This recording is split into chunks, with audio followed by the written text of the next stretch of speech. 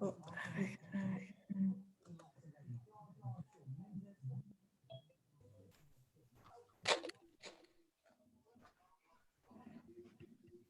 hello, everybody. Hello, everybody. Hi. You all right? Yeah, not bad, thank you. Bit of a gloomy old day, wasn't it? Oh, it's a bit wet, wasn't it? Got a bit wet out there today. Horrid. Did you go out? I did go out, went for a walk with the dog, but didn't go that far, to be fair, because she doesn't like it much either. Like, what? Really? Yeah, they decide. My dog just looks out the window and runs under the cover and goes, "Really? Do I have to go?" But I had to go eventually. That's my husband's job. Takes the dogs for a walk. Oh, That's his exercise. He's the dog walker. And she did run under the cover. I didn't see her run under the gazebo. As if to say, really? yeah, exactly. Really, really cold. What pencil do you use, Debbie, for drawing? Just a normal one out of Tesco's, an HB. Just a, yeah. I do use when I'm doing my actual drawings for something. I'll show you in a second. Just let some people in. Yeah. Well, I use one of these. I don't know if you can see it, a mechanical one. Oh, okay. Where you put the leads in. The only Yeah. thing is it goes. You can get 0.5. You can get quite fine with them. Finer, yeah. Yeah. And I like to have a little bit more control. Whereas ones where you sharpen. I have got an electric sharp. No, it's not electric. It's a thermal sharper. Like, you know, like in the school days, you used to shove it in. Yeah. And I've got those, and you get. Can you see the point on my pencil? Yeah. Yeah, lovely point on that. But these little mechanical ones are really good for drawing. It has a little button on the side, and you just press it. So you know when the nib. Yeah. So you just press it, and it lets some more lead out. I don't use them to shade. I just use them to get the shade. Yeah. Just do more detail. You can really get into detail, especially when I'm doing the houses that I draw. I use these. Yeah, that's true. Yeah. So I need to get really fine detail. And that was just. I think that was might have been Tesco's. Quite like Tesco's for art equipment. Yeah. Doesn't have to be fancy stuff. But yeah, these yellow ones were just a packet of 20, I think, out of Tesco's. I don't use the rubber on the end. No. Because it smudges. And that's very irritating. Oh, that's not bad. Let's let everyone coming in at the moment. There you go. I actually wasn't even in my shorts today. I had my tracksuit bottoms on. That's how cold it was out there. Just going to wrap my legs up. Sitting in my shorts.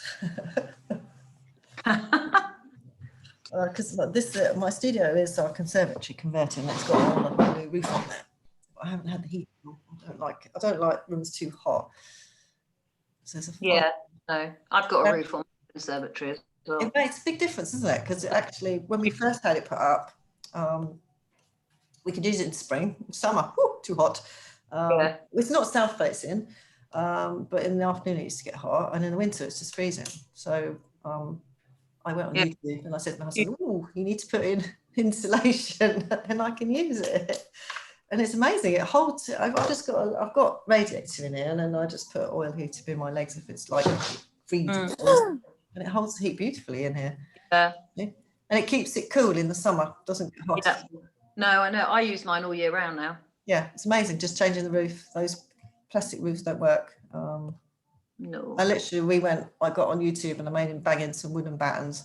Got some really thin, you can get it from Wix, insulation, and then some really thin, what's my cat, plasterboard over everything, and then just read it. It's brilliant.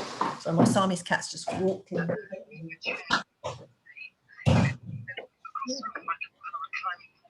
Just let it in. How's everyone doing today? We are using pencils today. I'm using pencils, bit of watercolour, cling film. Oh, I haven't got my cling film. If you have, I'm just going to grab my cling film. Someone was using it earlier. I'm using cling film. Grab it if you don't have it.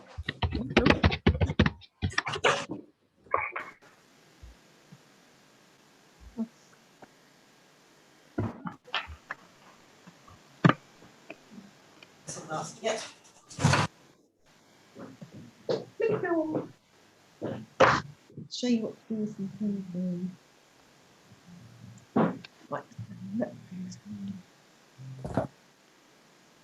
You don't have to use cling film today at all, but I'll just show you how it creates like texture and stuff like that. Just gives you another little thing you can use when you're creating pictures. And then the main drawing is obviously with pencil. You can put glitter on if you want. Make it crispy. Just use white acrylic on mine, or if you've got white in your pot, that's all I use as well. And then, have you got something to draw around for the moon? What size? It's about 6 centimetres. I am actually just using the bottom of my water pot. I've got the bottom of a I'm candle. thinking of that. Yeah, something like that. It's just that whatever looks appropriate in the corner of your piece of paper that looks the right size to me, and that's the size you're going to get. So these are my children's drinking cups. Oh, the bottom of my wine glass.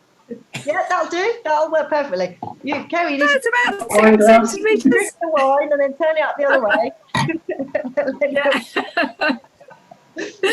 Oh dear. Right. Let me have a look. Everyone all right. So today, hopefully you all know what we're doing. The owl. So the owl is actually drawn in watercolour pencils, and then the background is watercolour paints. We've got a bit of wax lift going on there. I've thrown a few things in actually today, and a bit of cling film if you want. You can put glitter where I put the white bit, which is acrylic, but I'll just let you play with that. You can create a Christmas card, or you can just do a picture. You don't have to do a background. I'll let you decide on that one. A little bit artistic license today, a bit of freewheeling. I'll let you do. Right, so let's get going to think. I've got everybody in the looks of it. I'm just going to spotlight myself.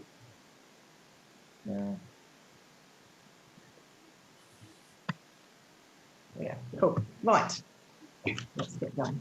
Right.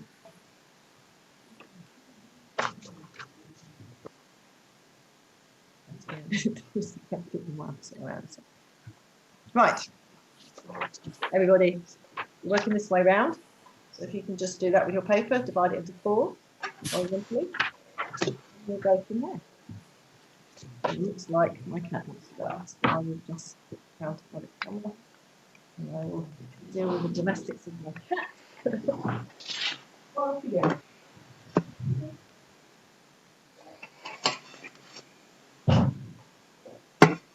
15-year-old Nesta, cat.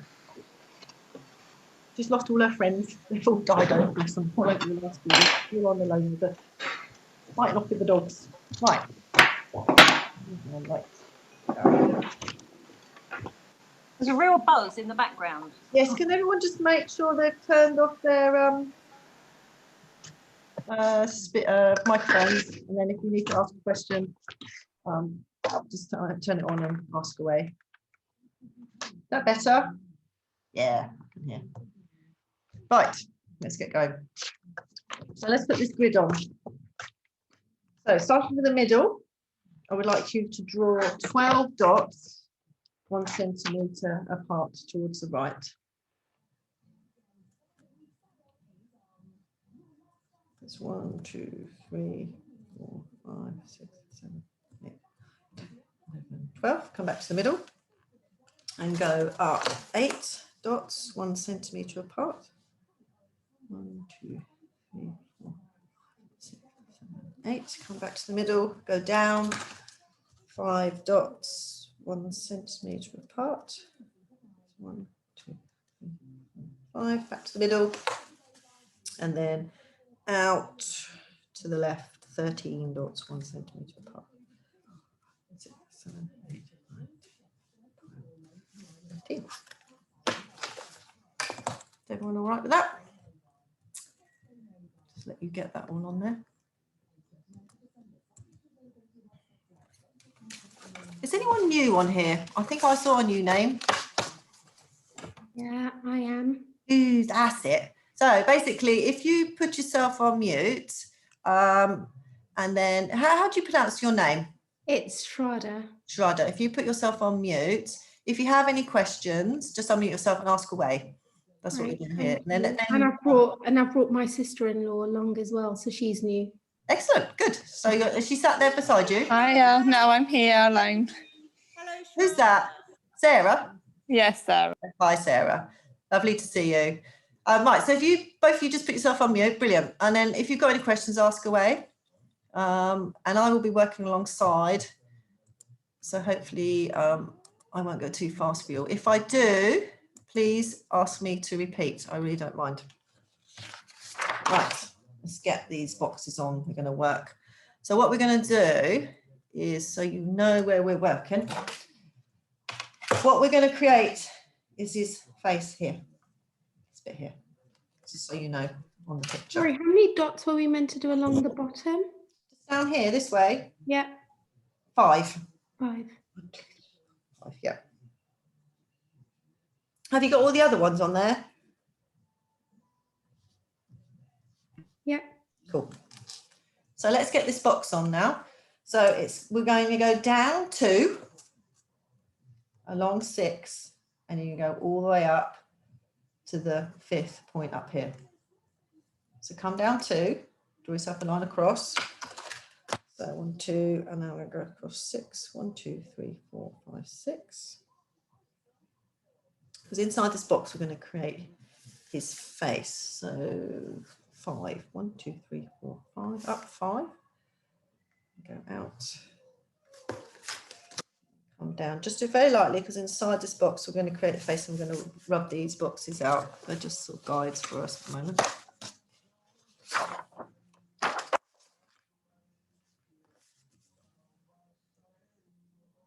So we can get his face in the right place on the page. Once we've got that on, we're going to put some little reference dots for you to create his face. So let's get this bottom one on first. So on the bottom line here, you're going to come out at the 1 centimetre point and draw yourself a dot. So just go across, come down, and draw yourself a point down there. I've just done that, like that.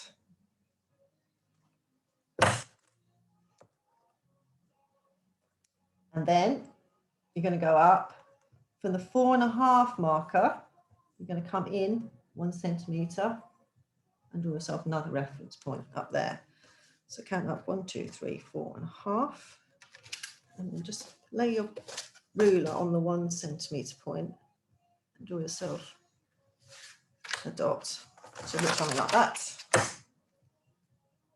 So I've just gone up from the 1 centimetre up.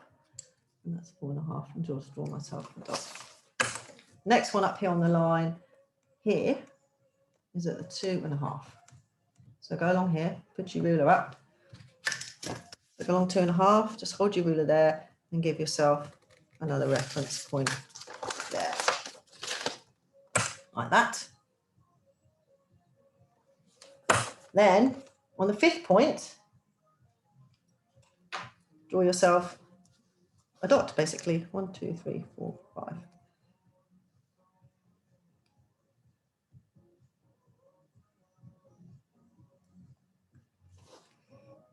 Okay, hold on. There's someone trying to get in. Just bear with me a sec.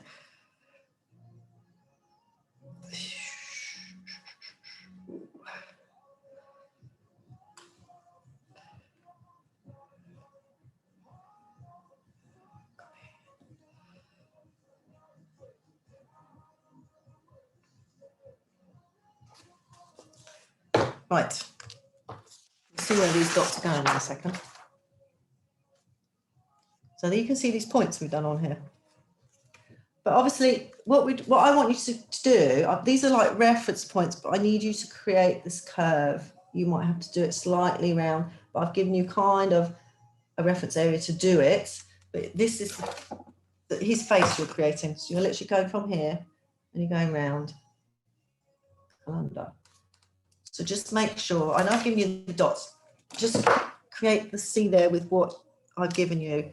So mine comes round and it goes slightly under the 5 because it goes under there, but it curls up there and comes through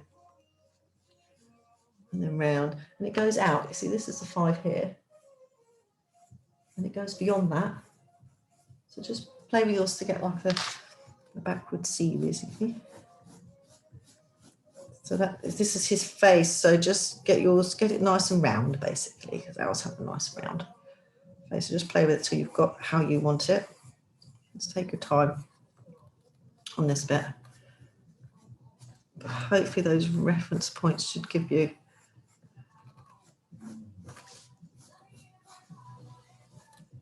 a point of reference to work from. You might just have to play with it, but you shouldn't have to play with it. Mine seems to be. So I've got mine like in the background there. Just draw mine on there like that.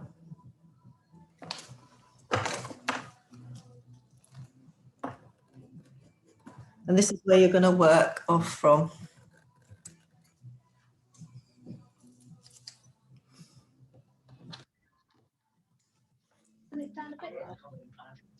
Ross?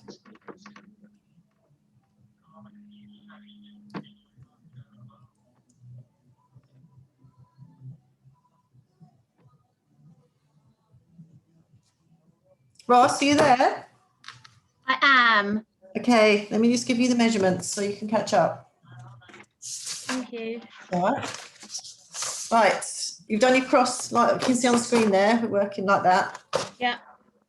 So up is 8 dots, 1 centimetre apart. Yeah. To the right is 12. Yeah. And down is 5. Yeah. Don't worry about the other bit because you don't need that at the moment. I'll let you catch up with the rest of it. And then you're going to draw yourself a square. I'll let you go. Yeah. Let me know when you got those on. Okay.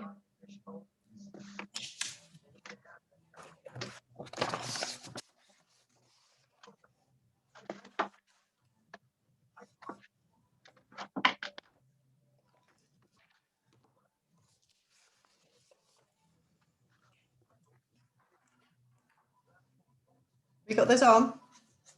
Just I'll catch up. Honestly, I've got you plugged into my ears, so. Okay, cool. So basically, we're on here and we've got to draw his face, Ross. So everyone hopefully has drawn his face. Okay. In the box here. So it's 2, the bottom here, and up at the 6. And you come on in from the 5 and you create yourself a box inside there. How's everyone else done with it? You've got your faces all sorted. Just let me know when you're. Give me the thumbs up. Good, good. Just take your time getting that right. And then Ross, there's some reference points. This is at 4.5, this dot here. 1 centimetre in. This one here is on the 5 line, but it's at the 2.5. So just take your ruler and sit that there and do yourself a dot. This one's on at 5, and this one comes down here, and that one, and the on here at the 1. So just draw yourself a backward C basically that looks like that in those references. Okay. Yeah. Just shout if you need any more help on that. Okay. Please just let me know. Right, let's get his eye on. Ha-ha. Right. Now, obviously the owl's eye is quite an important part of his face, his beady eye, because we're going to work all the pencils off his eye, so we need to get that the right place on his face. So I'm actually going to get you to create this box here, and then inside that you're going to draw his eye on the next sheet. So let's get the box on there to start with. So you're coming out the top bit, top part of the box comes out of the 3rd dot here. So just draw yourself a line across there.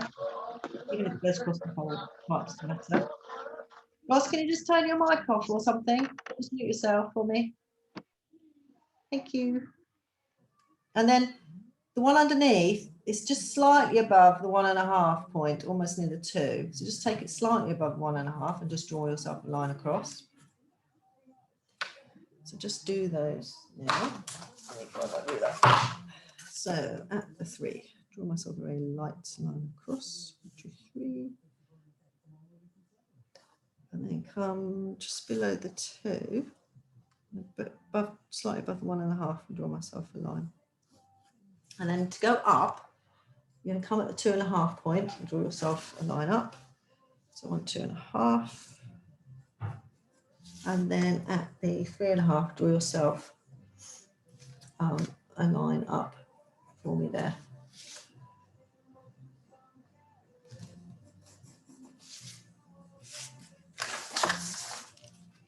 Now, if you want to measure it exactly, it's about, this bit here is about 30 mils. Should hopefully be about that, if not just like, it will be this line here, down here, that will give you that. So if you need to drop that down a bit or move it up a bit, this line here and this line here is 13 mil, not centimetres. That'll give you the oblongy shape that you're going to work with. I'm just going to check mine here. Yeah, that's good. So I've got that going on screen there. I'll create myself a little box I'm going to work with to put his eye in. So everyone all right with that? Give me a thumbs up if you've got that all sorted. Because we're going to put his beady eye, as you can see in there, in the square. So make sure you take your time on this. Don't forget that little white bit in his eye. It's really important. Do not lose that white bit. This is an enlarged version of what you need to put in there. If you have to go over the little lines I've given you to give you a nice curl in the eye, it's like a little marble really in his eye. Just get that going round like that. By all means do. Or like I said, just look at the screen and copy what you can see on there inside that area I've given you. That area is just giving you the placement of it on his face really. But just, it needs to be very round, like a marble, the front of his eye. That's probably, I would say, the most important bit is this front bit here, getting it nice, crisp and round. And if it goes, it will probably go outside these blocks, which is absolutely fine. That's just to give you a placement on the page, really. I'm quite happy for it to go outside the box. And then that little white bit is just so it's sat in his head, really.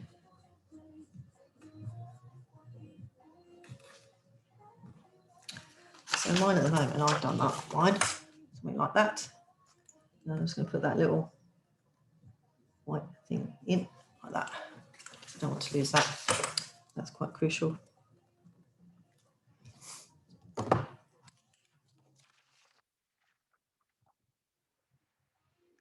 And you can rub out the little box and the lines that we did around that once you've got the eye on there. And if you need to adjust it any more than that, then feel free to, because we haven't gone over it with the unicorn at the moment, so it's not going to cause any problems. And if you've got one of these, it's actually quite nice to rub out. Shelley's probably got hers going, haven't you, Shelley? Your electric one, you got your razor going? Yeah. These are really good if you've got lots of detail. Debbie? Yeah. Does Lolly. hello, yes. Hey, Lolly. The white space around the eye, is that going outside of our circles or inside? Outside. Mine went slightly over my box. That was my box there. Yeah. That makes sense. That's my box. Yeah. And it doesn't matter if it goes on the outside. Just get the eye inside first. Yes. And then if you have to go outside the box with the white bit, It's basically his eye socket you're putting in. So I would do the black bit first, and then if you have to go outside the box, do the white bit. That's absolutely fine. It's just that's just so his eye's not floating his head, really. It's just a placement on his face. We get that in the right place. So I said mine's gone slightly outside the box. So just play with it until you get nice and marbly eye, and then tidy it up.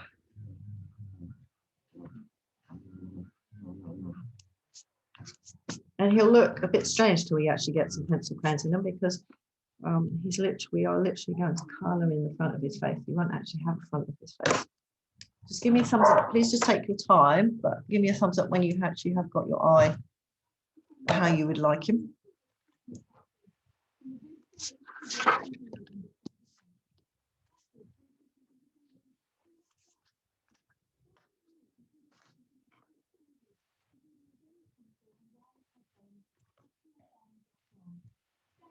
Cool.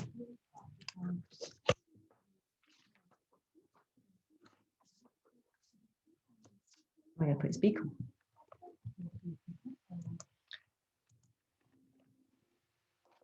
Now you can see where his beak sits. It's literally down here, just above. We've done this C now. And obviously we put his eye in. I'm going to pop this little beak in here. So make sure everyone's up to speed on where they need to be with their eye. Have a look. Just give me a thumbs up when you've done your eye. There's no hurry. This is the important bit, because really that's what makes the picture, is everything that comes out from his eyes. So please make sure you are happy with that part, and just take your time. That box I gave you is really just to get it so it's not up here, it's not down here, it's not over here. It's to get it in the right place. It doesn't matter if it goes over the box at all. It's just literally to get the placement and the size, so you haven't got a massive eye. It's just to give you an idea. Weird reference to properly. Debbie, it's Ross. Could you give me the eye box, please? Dimension. Yeah, back. Right, so you come out from 3. Yeah. Across, and you come out from, it's just above the 1.5. It's just under 2. That's 1.5. So it goes just slightly above that. It's 13 mil, but you can measure that in a minute. And just draw yourself a line across. Yeah. Up at 2.5. Up at 3.5. And then that line there and that line there is about 13 mil. So it's not square, it's oblong. And then just that's where you'll place your eye. Okay, thank you. Like that. Yeah, Ross? Yeah, thank you. I'll leave that there, as you can see on the screen. Debbie, Yes. sorry, can you just go back a bit? I've just heard you say go out 3.5 for the box. Sorry. Yeah. Yeah. You went out 3.5 for the box, not 2.5. 2.5 here, Oh, and then 3.5 here. oh, What have you done? start again. What have you done, Molly? So you got to start the 2.5 mark. You've got to do one line, so this side of the box, and then you go from the 3.5 and create the other side of the box. Oh, Where did you start, Lolly? oh, poo. Have you started right over here? Yeah, I've started way too close to the centre line now. Oh, I've got to rub it all out again. So 3.5, 1, 2. So 2.5 is your first one.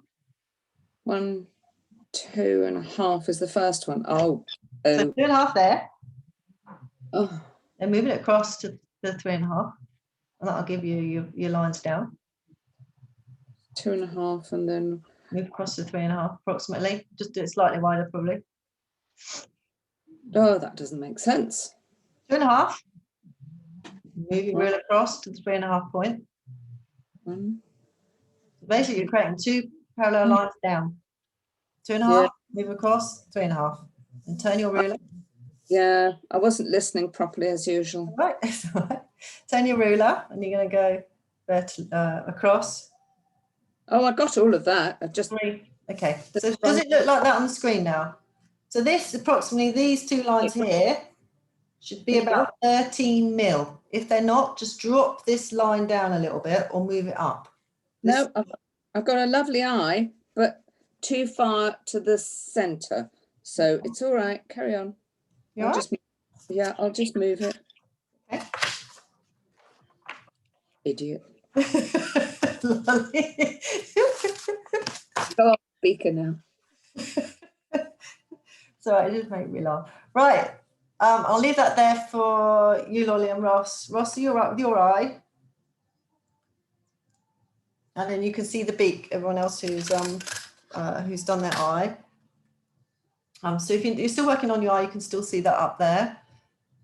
If you have finished your eye, let's put his beak on. So this will start slightly above, I would say about 2 mil above, obviously this line here. So you need to take slightly above at the 1.5 point. And you're going to bring it down. You can see here through the 1. You're going to sweep down, and this is the 1 down the bottom here. And then you're going to sweep it up and round, and that is the 1.5 point there. So you can do it the other way around. You can start at the 1.5 point, depends how you like to work. Up here, sweep it round and down. You can see on the screen where it sits, and it comes slightly in wood at the 1 point. So it's almost like a 0.5 mil there. And then you're taking it up, sweep it up through the 1, just above the line there. Or you just draw what you can see. Either will do. To draw what you see is equally as good. You've got the reference point to start from. That's like a 1.5 point. So you can start up there and just swing it down. If you need to adjust yours slightly, if it doesn't seem like it looks right, just do that. That's absolutely fine.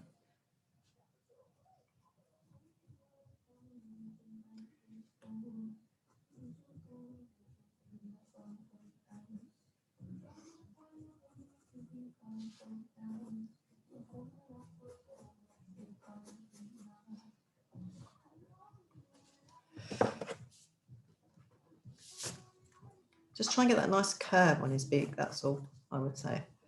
And if it goes slightly higher, that's absolutely fine.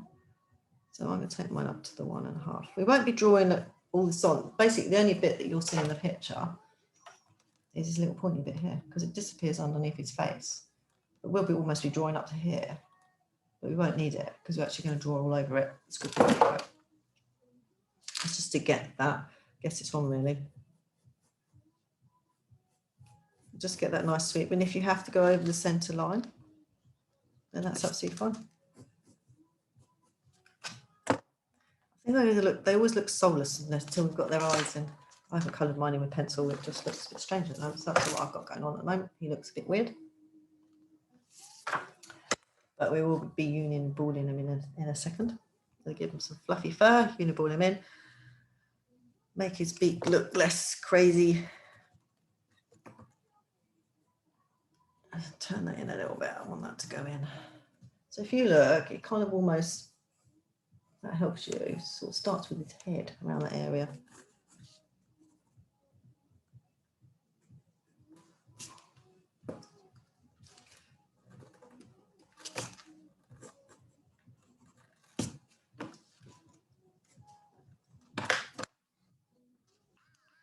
Ross, you're right, if you manage to do that,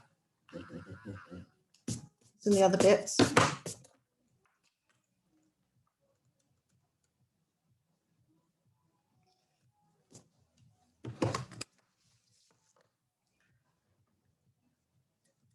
It's not many sort of bits to draw on him, but they are quite crucial because there aren't many bits to him.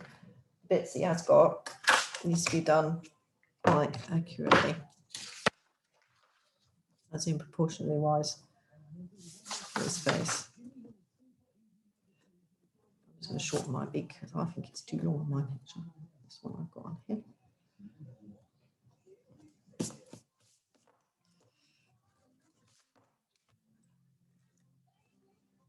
Look, just give me a thumbs up when you've got his beak on.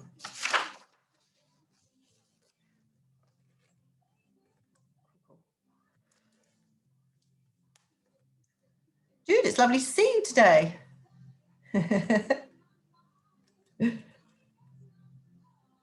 Yes, I'm here.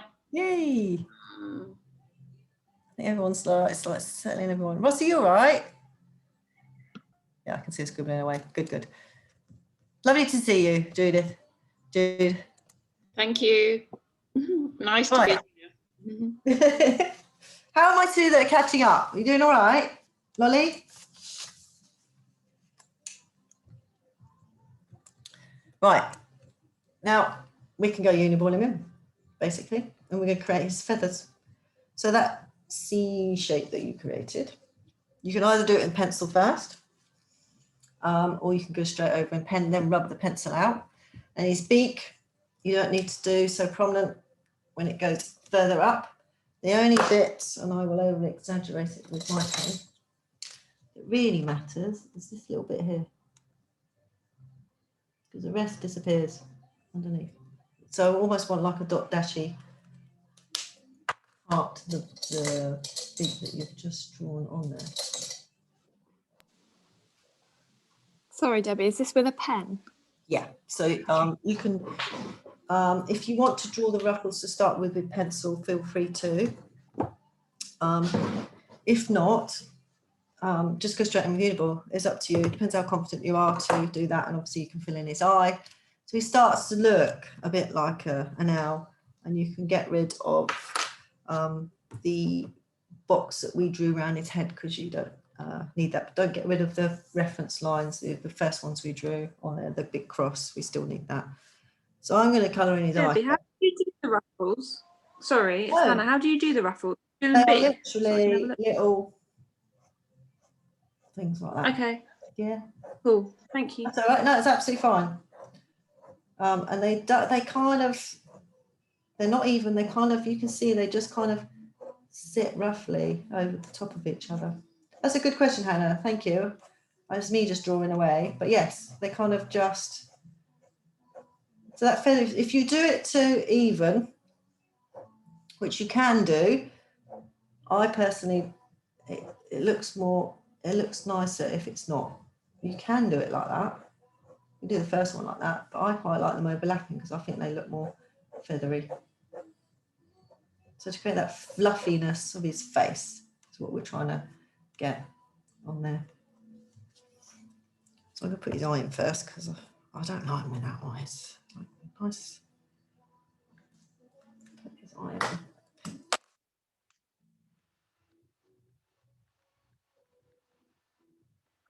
So I'm working with his eye first, and then I'm going to put his ruffles on afterwards. Just be really careful when you rub out any pencil around his eye because you'll be using quite a lot of ink out of that uniball. So that's why I'm doing the eye first. It gives it a chance to dry. And I'll go back in a bit and rub that out. Just don't lose that little white mark in his eye. Whenever you do eyes, human eyes, animal eyes, that little white part is what makes the eye punch out. And then instead of his feet, don't just draw the whole thing, do kind of like staggered, but as it goes up into his head, just kind of fade it off. And do his little ruffles. And it's got like a little fluffy head of ruffles. Get around it, mine. And hopefully yours looks like an owl, starting to look like an owl. Please shout if you need any more instructions or anything.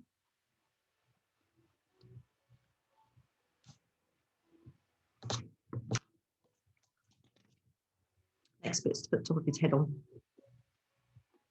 So just use that C shape and you're literally just going over the top of that.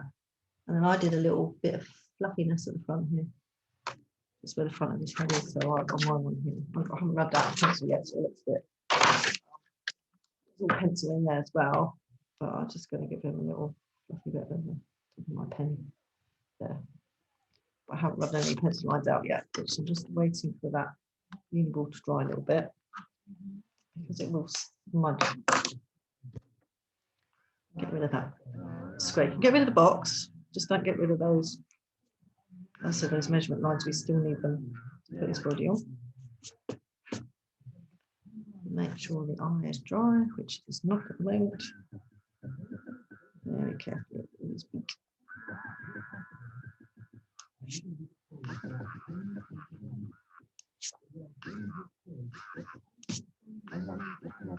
Debbie, it's Ross. Are we uniballing the rough? Yes. Thank you. All you can see on there is what we want in uniball now. Thank you. That's right. Are you all right, Ross? Are you there now?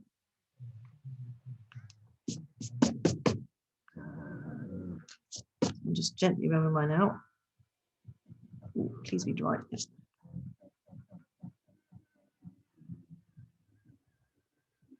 Ooh, I haven't used this for a long time. Electrical lasers. They're quite fun.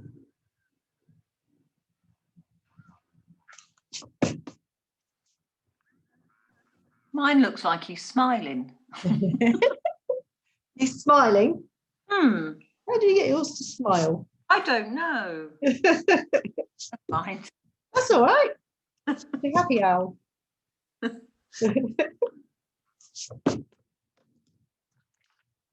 just tidied mine up. I'm just going to tidy it up. So I've just taken the pencil off and just tidy up the uniball a little bit more. So you should have something similar to that on your screen there. And you can do a little bit of fluffiness on your head as well, but we will be putting his head on in a moment. We're getting his boxes, put his head on. So just take your time and get that how you want it. Is his beak smiling, Sarah? Yeah, I think that might be what it is. Does it turn up at the side or anything? How have you got it smiling? I don't know. It probably, maybe he'll end up grumpy. I don't know. A happy hour's good. I think that's a good one. Good.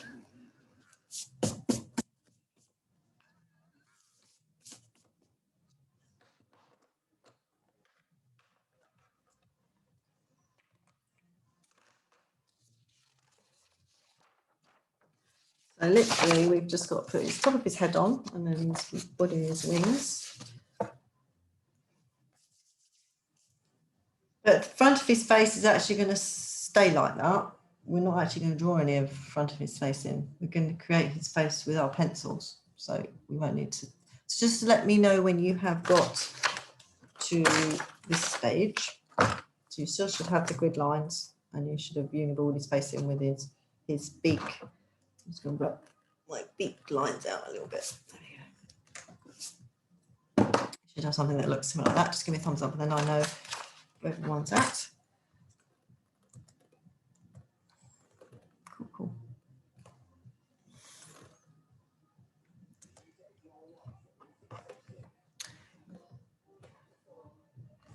How's it in Northern Ireland, Deirdre? Weather all right? No, we had snow today. No. Oh, But about 20 miles away had loads of snow. oh my God. So whatever weather you get, we get about 3 days later. It seems to be. It's really cold tomorrow, but it's fine. It's December. Oh, it's nice to get a bit. I think it's nice for it to be a little bit colder. I keep going out running and I keep boiling because I keep thinking it's going to be cold. It's not cold at all. Yeah, yeah. Oh, you'll get it. It's coming your way, Debbie. Yeah, I believe it's coming tomorrow. I'm out with my ladies running tomorrow morning and I think it's coming tomorrow morning. I'll dig out my 2 pairs of shorts. I only put on 2 pairs of shorts when it's running, when it's snowing. Right, let's have a look. Is everyone all right with that? We uniballed our little owl in. I'll just move that up. Show you the next step.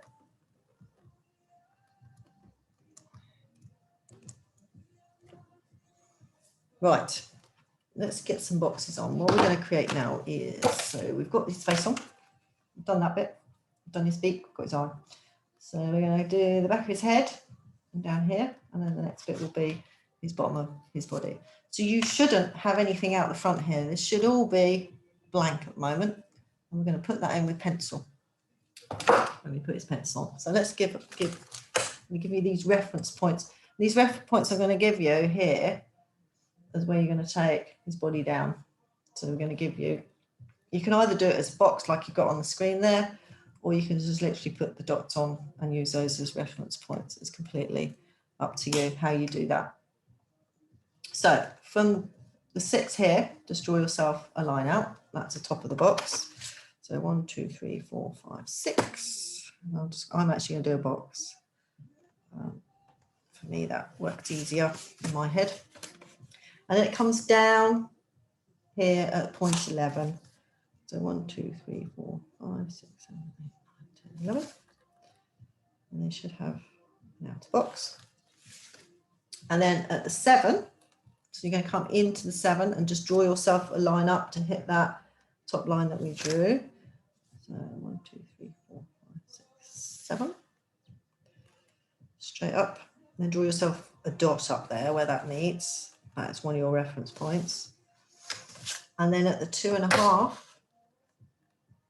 draw yourself a line up to meet that top line. And that's another reference point. 1, 2.5. Pull my ruler there. And to a point of reference. So the 3 points of reference will be 2.5 here, the 7 here, and the 11 down there.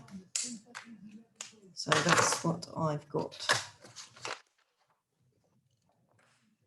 See my reference points. 2.5, 7, 11. You can see where this is going probably. It's going to go up and around.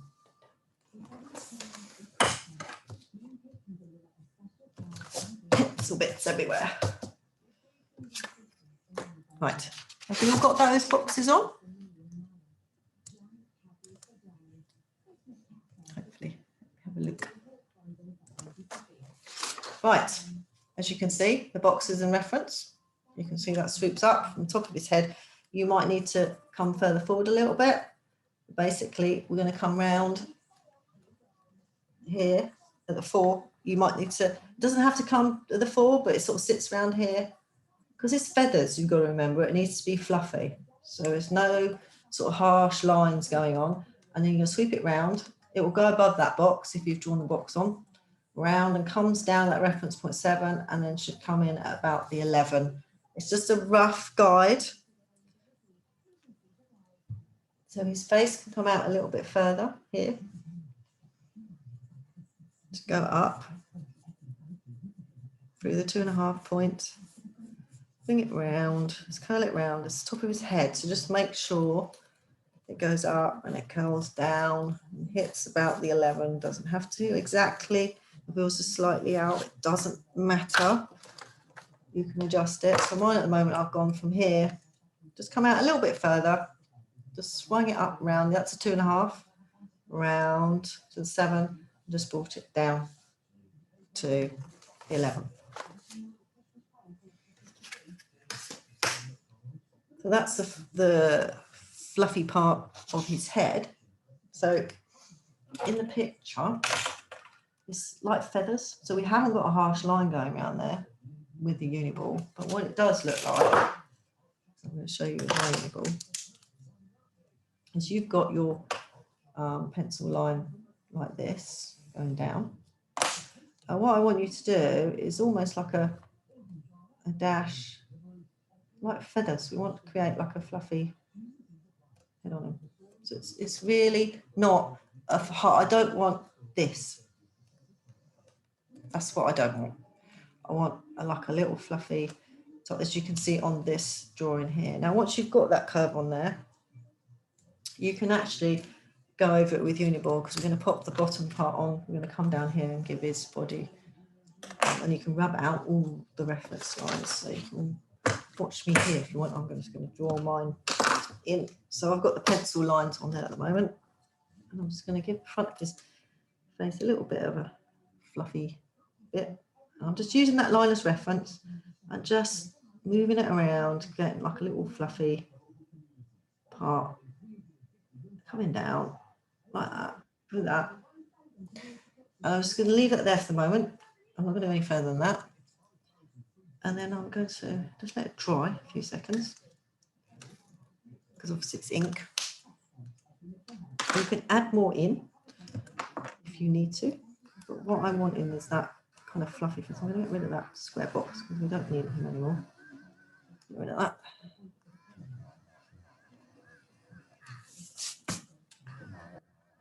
Rub out that now and see if I need to add any more.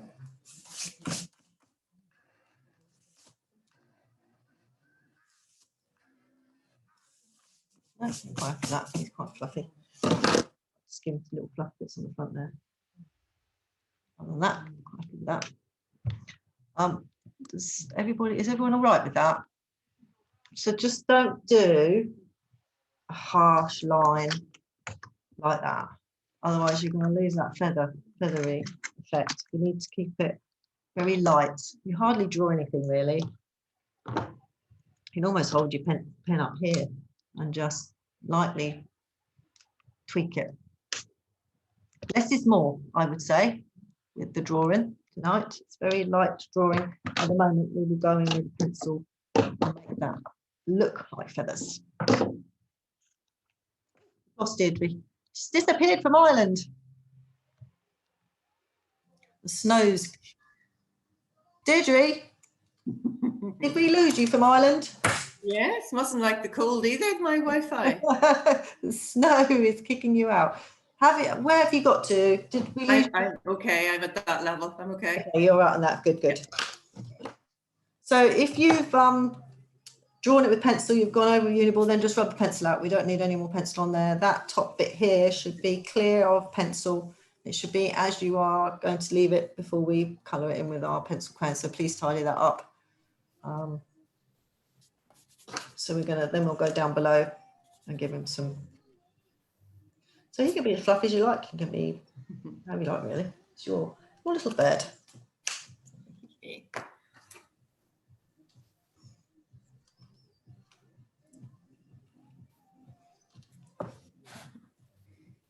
And then we're just going to pop the his little wings and his body on, and then he's ready to rock and roll. Oh, and the moon.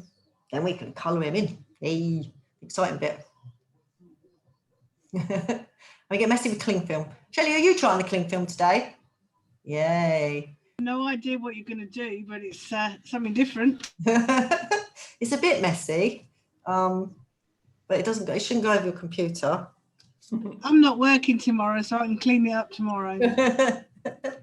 But you can do glitter, you can do white paint. It's really up to you, really. Avril and Kirsty have done this. They know what's coming. So they're probably not going to do it. Avril's laughing. And Kirsty's laughing. They're like, no cling film for us. Right. How are we doing? Have we got all our... Give me a thumbs up if you have got to this stage here. You can put his body on. He's bodiless at the moment. Right. So this is... You're going to have to use your judgment a little bit. I'm going to give you measurements, but you need to make your bird look like a bird. I'm saying if your arm seems to be here, you just need to move it. It shouldn't. It should kind of be similar.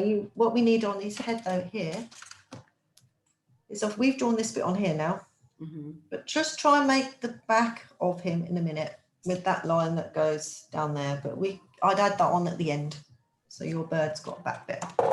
But let's get this little grid that I've drawn on here. So you've got kind of a placement for the top of his wings here. So at the 2 down here below, just draw yourself a line out. Has someone got their microphone? That's it, great, thank you. Hi, Debbie. Would you be able to move them over to the right a little bit? Sorry, left, because I've got 4 boxes of people's faces. That's it. Thank you. All right. Yeah, lovely. Thank you. That's it now. Cool. So just draw yourself a line at number 2 across.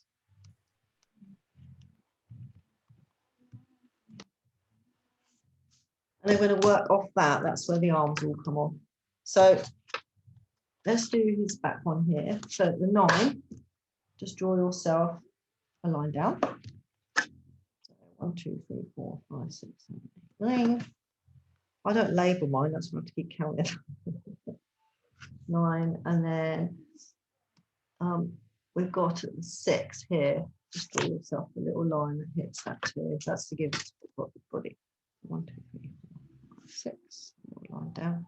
That gives you kind of a grid to work off. I've lost my number on that one. Let's have a look. That's 1.5. That's why I didn't do it. It's about just between the 1. I'd say about 1. Start the shoulders. So give yourself a little dot there.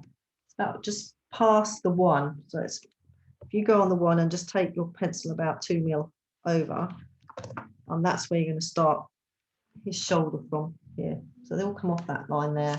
So let's do the front one here actually. You can see where it sits. And literally do not overthink it, because literally there's a little wing here. And it disappears off into the picture. But try and make that the front of his body. Now giving you the reference point, it's just beyond the 1 centimetre here. I just swing it round and you can see where it hits that line there, and it just fades off into the bottom of the page really. I haven't got anything that it sits on. So just take that, just have a look at the screen there and just take yours down. And you've got the last measurement there. I gave you that dot, the 5, because I want you to just swing that round and through in front of that, and it should just finish dangling off the top of the page. And then you can just see on the screen how it goes out and comes across. So mine here, I just drawn that on there like that. So that's just beyond, that's 1. And I just took my pencil a little bit further in, about 2 or 3 min, and just swung that down. We had the 5, I swung that down, and I'm just finishing. I'm not going all the way down the bottom of the page, and then just created another one the other side, like a little wing. So basically, that's the front of his body. If you need to think about what that line is there, ideally you're thinking about it, but that's the front of his body. So it needs to look the front of your body on yours. So just please think about that. If you need to move it, but it needs to be the front of his body. And this is his little wing that's just poking out that side. So just use your judgment on yours. It should be similar to what I've given you, but sometimes the measurements don't quite go to plan. And it's difficult for me to measure out sort of his wings. I can just give you an area to work on. Now his back wing here, as you can see, it's not down, it's just slightly tilted. And I've given you the reference area here. We've drawn that little grid, and it's inside this reference area here. And you can see how it sits with his front wing. That's his little tummy, basically. That's his front part of it. So just think about that when you're drawing yours. So give yourself a little tummy part, and just swing it around and give him the back wing there, basically. So just use your one that you've got there and draw yours on. So I'm just going to make mine go parallel to the line that I've drawn. So if you make these parallel to each other, you'll have a little chest, basically.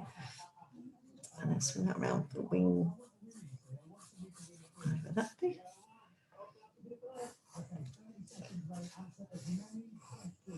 And then once you've done that, you can see the back of his body now. You can sort of finish that off. His head comes down. And then I'm just going to swing mine down like that, off that top line there. So once you've got that on, you can put the back of his head on.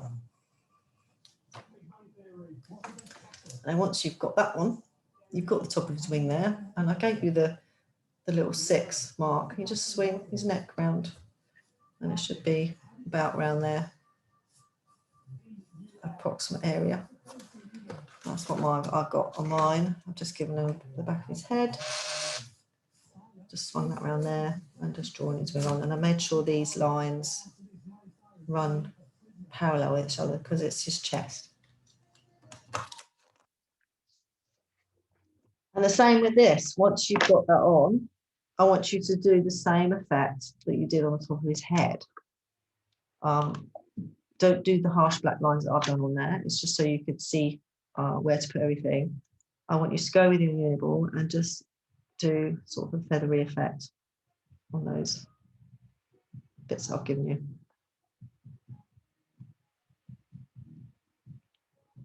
So no harsh lines, just gently sort of wiggle your pen around and make it all feathery. And then you need to get ready. Kerry, you'll have to finish your wine up if you're going to tip it over and draw around it.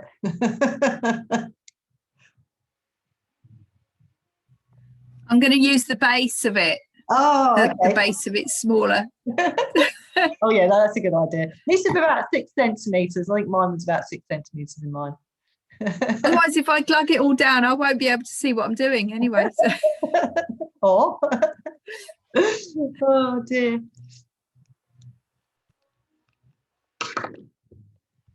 How you doing, Laura? Good, good. So I've just got mine on there. I'm just going to rub out my pencil, but you can rub out all this now. You don't need any of those pencil lines. You can go quite wild now. Rub out everything. So this, you'll see if you need to make his wing a bit more feathery. Take that all off. Take that reference line off. You don't need that anymore. He should be standalone on his own quite happily. You don't need, in fact, you don't really need the measurements the other side. It literally just gets plonked over into the corner of the moon. But you will need something to draw around. That mine's approximately, see, I've missed a bit on there with my unit bits. I'm just going to go in and add a bit on these feathers. Mine's about 6 centimetres in diameter. It doesn't really matter if it's slightly big or slightly small. That'll just be the size in the picture. Does anyone need any help with anything? Please ask away, because this is almost finishing the picture to drawing with our pencils. Debbie, I'm okay at the moment, but could you help me with my colours when we come to painting? Because obviously I don't have any grey. Yes, who's that talking? Let me have a look. Hannah. Who is that? Hannah. Hannah, yes, Hannah. Are you doing it with pencils? Yeah, I've got pencils for the owl, but I wasn't sure about the background. Okay, well, we'll go with, I use indigo for the moon and Payne's grey for the moony sky. So we used, what did we use with you last week? We used black with a bit of blue. From brown, yeah. Did we use black with a bit of blue? That worked all right, didn't it? I don't have black. Sorry. That's all right. We used ultramarine and burnt umber, didn't we? Yes, yeah, we did. But it just doesn't grey. It looks a bit more brown. So I don't know if I'm putting too much of one colour and not enough of the other one. I would say too much brown. If it's too much brown. Okay, I'll try and use a bit more blue and see what happens. Awesome. I will let you know how it goes when we get there. Thank you. Got on there, Hannah? Have you got dark colours? Not many. I can tell you because I've got the sheet. I've got ultramarine and cobalt blue. Yeah. Burnt umber, burnt sienna, Chinese white, some sort of crimson, I can't say the name, with a Z in. Yep. Cadmium red, yellow ochre, cadmium yellow, viridian hue, sap green, and cadmium yellow, pale hue.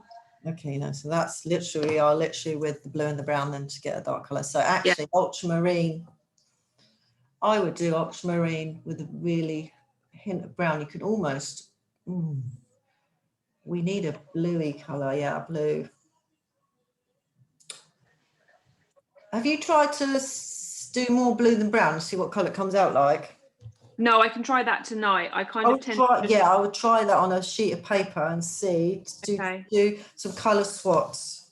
Okay. And add different variants of the paint. I would say more blue than brown, definitely. Okay.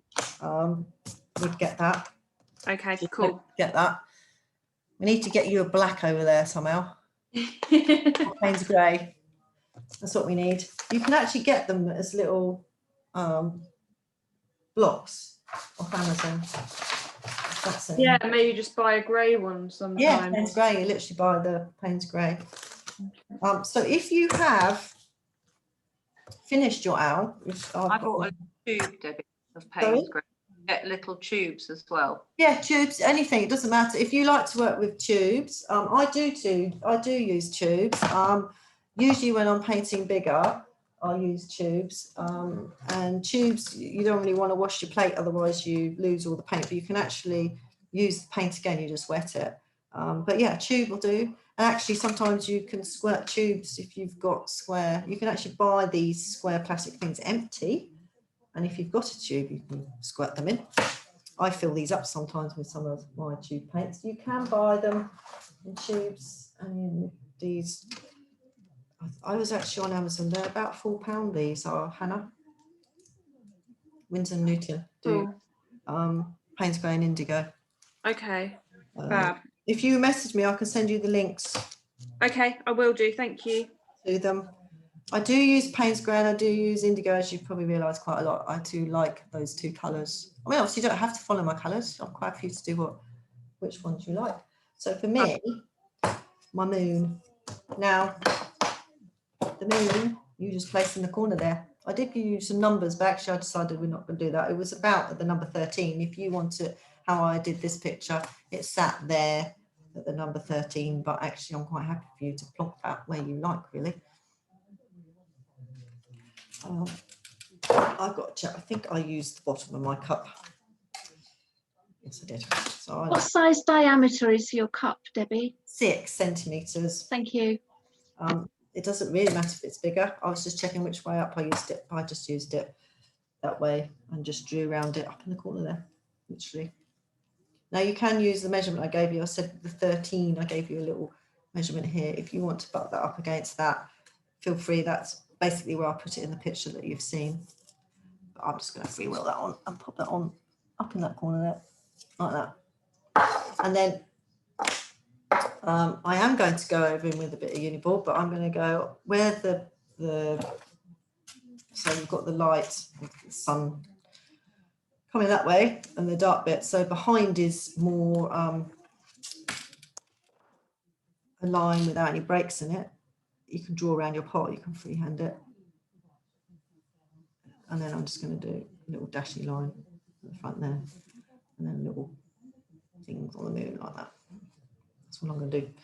And then basically we're at the stage where we can get our pencils out and we can clear this all away. Don't need any more. And then rub that out. And we're at the tidying up stage, basically, ready to get your pencils out. Now, if you've got the same set as me, I can tell you the colours I'm going to use in a minute. And so this is I've thrown quite a few things in this for you. You've got wax resist, you've got pencils, you've got cling film. I've done some acrylic splatters. If you want to make it Christmassy, we can go with glitter. That's an array of things we can add in, actually. Is everyone all right? Does anyone need my help or anything? My work area. Get colouring with this. Are they meant to be watercolour pencils, or will normal pencils work as well? The only reason why I use watercolour pencils myself is because the colour is brighter. If you have coloured pencils, they are absolutely fine. I am not using them like watercolour pencils in this picture. I am just literally using them like pencils. Okay, cool. I use them because I just think they're brighter. And this background here, I actually just use my paints, because I really am not into colouring vast areas with a pencil and then washing it over. So yeah, that's what we're going to do. So we're going to start off with his face. And let me have a look what colours I used. So got an array of colours here. Greys. Hi, it's Jude here. Can you just tell me again what you did with the uniball on the moon? Yes, I just literally, the back part, Jude, is darker. And then the front part is just a bit more dappled, because that's where the light is. Okay. Lost someone. Thank Sarah. you. That's all right. Sharpen my grey. Right, sorry, Debbie, I'm just swapping devices. My husband wants the iPad. That's all right. We're just all getting ready. We're just getting to the stage within a colour. So get your pencils ready.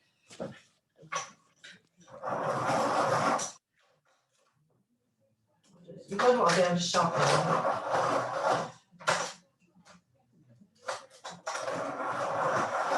I've got this lovely pencil sharpener that it's like you had at school. You turn it over.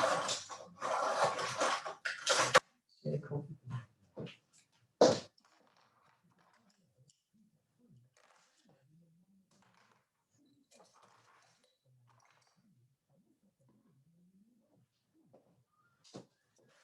me know with a thumbs up that you're ready at that stage, and then we'll start colouring these.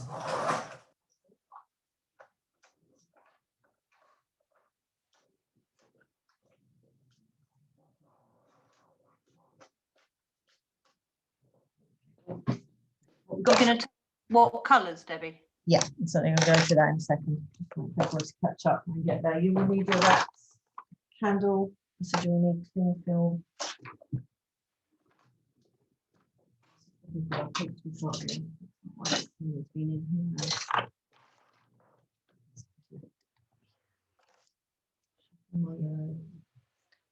I will go through the colours I'm using, obviously with my box of colours I use. So we have got purple wise. Did you want numbers or names? I've got names. I've got purple, and it's just called purple basically, number 29. If you've got the castle ones. And then I have a cypress green, which is 103. And then is that a light or a dark green? It's kind of, I would call it, it's almost like a turquoisey colour, actually, like a sea colour. It's just to give it, it's just really, there's not much that we use of that. We're mainly using the greys and the browns and the yellow ochre, these three colours here. So I won't worry about these three that I've just given you. So we've got only walnut, these four colours we're using. This purple and this sort of turquoise colour, I would call it, is literally just a reflection of the moon in his face and his body. It's a tiny little bit of colour that I popped in the front here and under here. So it's not much of it. The main colours we're going to use are a brown, burnt umber, kind of walnut. It's called walnut brown in my little set. And more of a rusty brown. It's called cadmium orange deep in my set.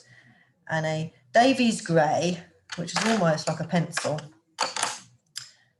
colour. And then the yellow ochre, which is his body, basically. So we're going to work mainly with those four colours on his face. Has anyone got any questions about the set of pencils they're using or anything? All right to... Mine are all ink tints, so I'll just have to guess what you're using. Okay. So we're mainly going to use, going to go in with the browns. Debbie, can you just say the colours again? Yes. So have you got my set? I think so, or similar anyway. The castle ones. Yeah. Yeah. So I've got yellow ochre light. It's number 10. Yeah. I have Davies grey. It's called 67. All right. I have cadmium orange deep, which is number 79. And I have walnut brown light, which is number 121. Now they're the four main colours I will work with. And then I added just a tiny little hint, so please don't worry about these, which is almost like a turquoise blue, which is called cypress green in this box, but it looks like turquoise to me, which is 103. And a tiny little purple. These are kind of what I call moonlight colours in my eyes. And it's called purple, funny enough. It's 29, number 29. So they're the colours I'm working with. Feel free to change yours. So let's get colour. We will add these little spots towards the end. So I'm going to go in with my brown one first. Right, so I'm going in with my cadmium orange, basically. Now you are going to create his face with the direction that you draw your pencil marks on. So as you can see, I'm coming out from his face and I'm fanning it out and going round. As you can see in the picture, you've hopefully got a bit of reference. You're just fanning it out round his eye. And then go just a little bit less at the back here.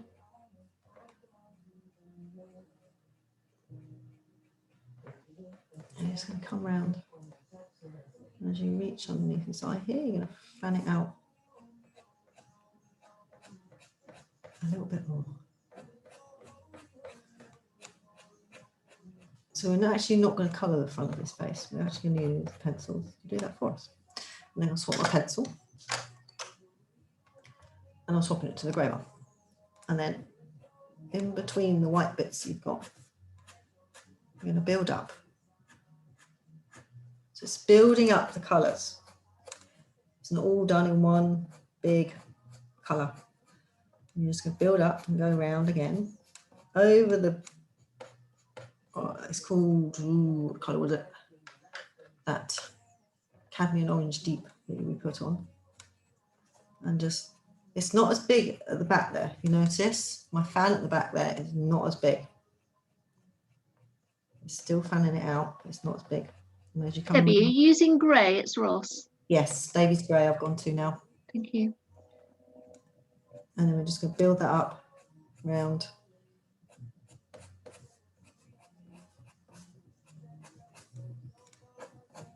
And just keep going around, fanning it out. And creating his face. And it's slightly less fanning at the back there, you can see. Round. Now, this is the front of his face. We actually aren't going to colour it in at all. It's literally, are you going to do that with what we've got in our hands at the moment? A pencil. You're just going to build up the colours. So I've just used those two at the moment, which is the grey and the cadmium orange. And I'm just going to go under here for his, obviously this is beak here. So you still, all the feathers all go in the same direction. So I'm just going to go under there because that's obviously dark under there. So his beak's on top of it. I'm just going to come out a little bit further. I've just got the grey in my hand. I haven't changed colours at the moment. I'm just going to build it up. It's all about just building up the layers. You can add things as we go along. I just want that dark under there at the moment. So I'm going to fan it out. So it should go around like a fan, basically. This is what we want. It's like your pencil should simulate a fan. So you are literally doing strokes around his eye. We will make that darker in a minute, but at the moment we don't need to worry about it. We just need to build up some colour over the top. Like that. So you should have something that's similar to that. So I just use two colours at the moment, and that's all. We will go in a minute. And then I'm going to use those two colours, accent colours. So I don't need those at the moment. Is everyone all right? Silence as everyone's working away. So I'm just going to put a bit of colour in his beak now. And the bottom bit, I've gone in with my cadmium orange, very gently and lightly. Just put some colour on. And I'm going to put dark at the bottom then, and I'm just going to lighten the pressure of the pencil, just tiny little circles as I get to the top of the beak, because obviously the light is coming from the moon and up above, so we don't want that front bit to stay light. So I'm just going to give his beak a bit of colour now. And just lighten the pressure of the pencil, and it needs to disappear under those feathers. So we don't want too much line between this and this, so it can be quite heavy at the end of his beak, and then you just tying it and it just disappears under the feathers there. Well, we haven't finished with it yet. We'll make that a bit darker in a moment, so it just disappears underneath there like that.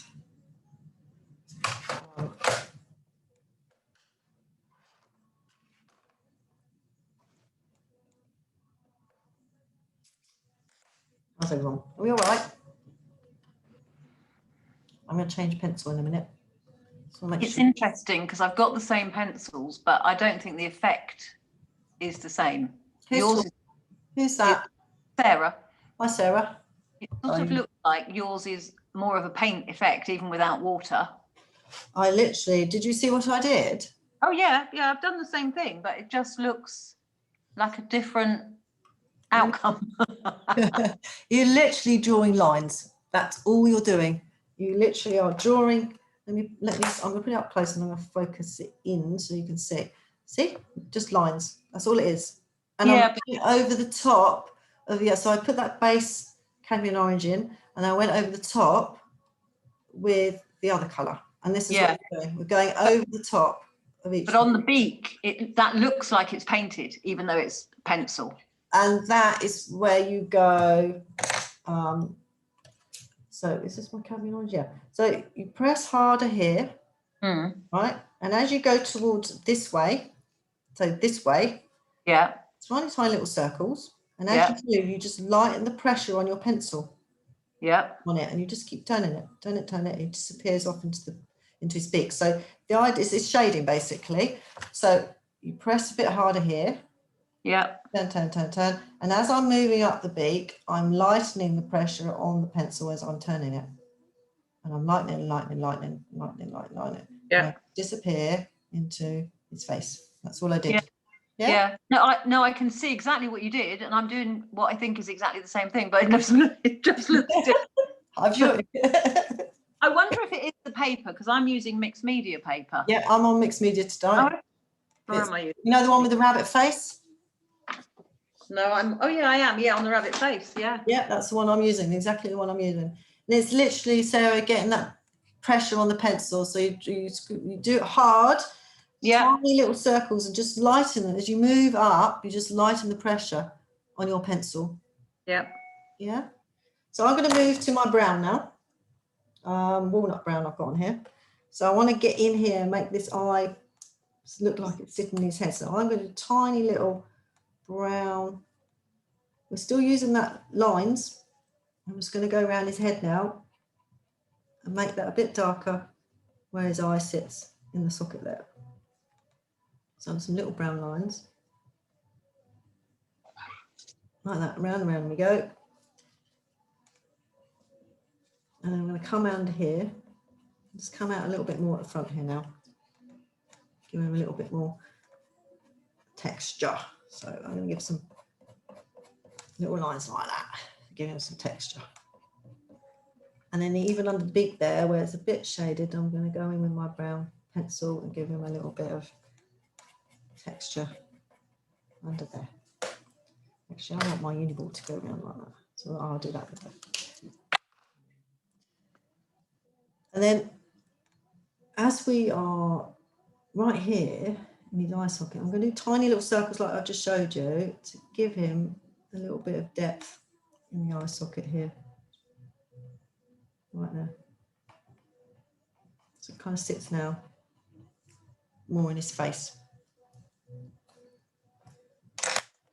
And you just build that up. Let me go on his beak. I want his beak a bit darker than that. So his beak as well under here, I want a little bit darker. So I'm going over with the brown. Just the same, pressing hard. And as I go towards the top of the beak even, it'll lighten the pressure. So under here is dark, just lighten the pressure and it'll just fade. Whoop. Under his beak there, I'm going to go in with my brown pen and define it a little, pencil, sorry, and define that a little bit more. I just need a bit more grey down here, I've decided. And you literally are working like lines, really, fanning it out from that eye. It all works out from that. I've gone back to my grey now, so I'm just going to build that up at the front there. I want that to come out. So I create the front of his face with these lines of pencil. So I'm not actually drawing the front of his face on, but it is there because I'm going to create it with the pencil. And now I'm going over the beak that I've just drawn because I want that to kind of disappear into his feathers. So I'm just drawing lines. We will hit with a little uniball in a minute, very delicately. So I'm just going to build. So it's just building it up slowly around his face. I've got grey in my hand now. I'm going round. Then I added that blue turquoisey colour Shelley. You don't have to. You can use I just think the moon gives that like blue effect, and it's very small amount of blue. Just little flicks of it, not much. You don't want him looking blue, but the moon, I think, gives it that blue effect. So you're just going to go little odd bits round. As you can see, I'm not drawing all of it, just flicking it around very gently. And then I actually used my pencil, because that's a nice grey. It gives nice, sharp kind of feather effect. So you say, just building it up. So patients just building that up. So just remember the front bit, it's more fluffy. The back bit here needs to stay. So I'm just using a normal pencil now to get those nice little crisp lines going up the nice little feathery bits. And then, did I use purple on that? No, I think that must have been on his body bit. I used a bit of my Uniball, actually, very, very delicately. Just did the odd flick. You might find it difficult with the pencil. That one doesn't want to work on that one. And my other Uniball.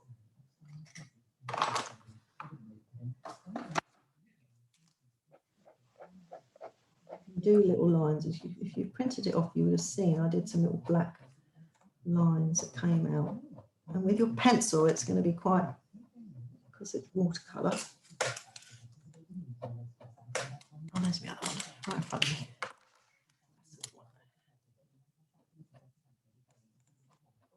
Just work at the front, out like that. And this, if you want to do the tiny little ones at the back, doesn't need much at the back there. You can almost define the beak a little bit under there if you want. I'm going to add my little ruffles to join that now, because I had a bit of a gap down here. So I'm just going to take my little ruffles up. So the bottom of his face joins near his beak. If you've got a little gap there, you can, like I've just done, I've just taken my little ruffles up, not right up to his beak, just with my pen. And I'm going to use my pencil, just add a little bit, because this is under his beak, so this can be a little bit dark, like that. And you just flick through the pencils to create this different kind of hues, really. Just mix it up. Those colours I gave you, I haven't used purple. I used a tiny bit of this turquoisey colour just to give it. You don't have to. You literally can work with these 4 colours that, not that we haven't used the yellow yet. These 3 colours basically: the grey, the rusty colour, autumny colour, and the walnut. It looks like burnt umber to me. So that's all I'm doing on his face. I'm not going to do any more on that. I've created the front of his face with his feathers. I might just give his beak a little bit more. It's got more white spot there. But his beak, to get that dark bit underneath, I just did an over the top with a bit of under here with a bit of burnt umber or brown or whatever. So it's a rusty brown and a brown, basically, just blended underneath. That's all I did on that. Is everybody all right? Does anyone want any help? So just make sure you fan it. Basically, you are literally fanning out your pencil around his eye. That's all you're doing, lines. I went in with a pencil. I went in with my Uniball. There are 5 items that I've gone in with. Those 3 colours with my pencil crayons, then with a normal HB pencil to get that crisp. If your HB pencil is nice and sharp, you can get those nice crisp feather effect. And just make sure his eye is under here, where you place it basically in his head. Around here. You can use a brown. I've just always got a pencil in my hand. And then a Uniball just gives a little bit of a hint as well, really.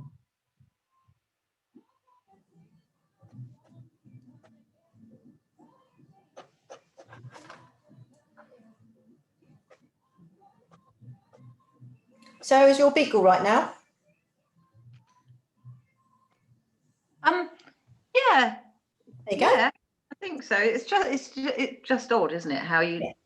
It will just literally. It's just literally the pressure on your pencil creates that kind of painted effect. And actually, his eye here, we've got this stark white bit on his eye. The grey, I'm just literally going to go over the bottom half here to give that a little bit of shade. That's all you need to do on his eye. That bottom half. Oh, yeah, I can't really see, but yeah.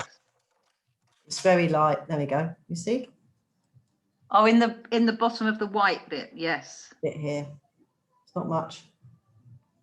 Yeah. Yeah? Yeah. Let me just like, hopefully you can all see that.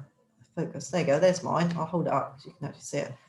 You see how I've worked out from the eye? I've just gone round it and round it. And I've built up the layers of colour, basically. So I put in the rusty looking colour, then went in with my grey, and then went in with slightly in with the turquoise, which you can see in there, and then went over with the burnt umber, and I went over with HP pencil. So you're literally building up the layers, going round and round and round. There's more at the front. So we haven't actually drawn the front of his face in at all, but we've made it with the pencils.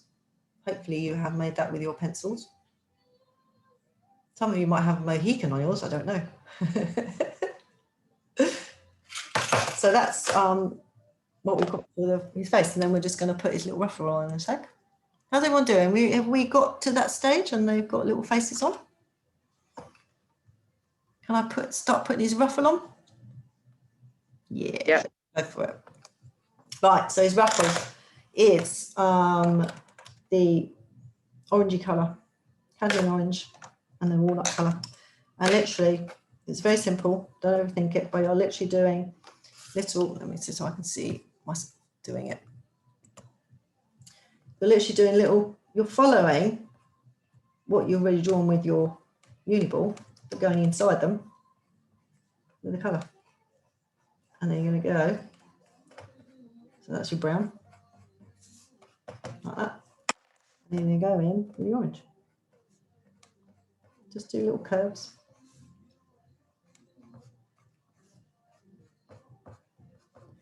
And just build that up till you've got a nice little array of colours on his ruffle. So backwards and forwards.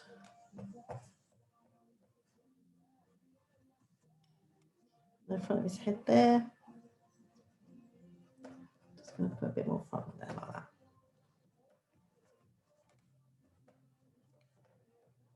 It's just creating that like little fluffy ruffle, and you can just alternate between the pencils.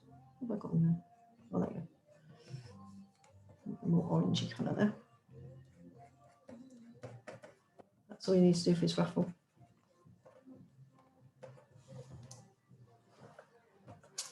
That's his ruffle done.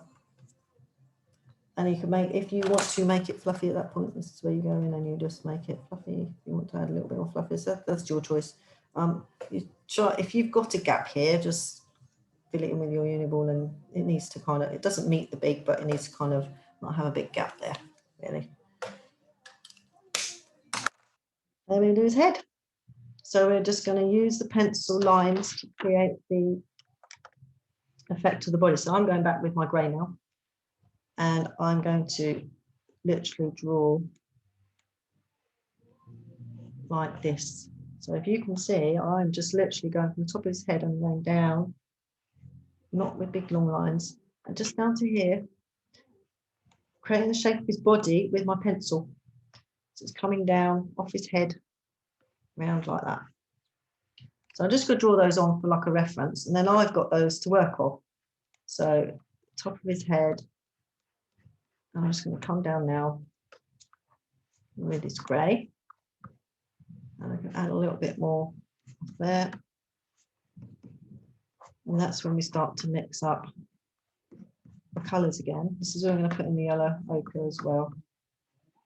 So that's my grey, and I'm going to build that up. So we're going to put in, I've used the yellow ochre. It does look like a mustardy colour. It's quite harsh, so just be careful with it.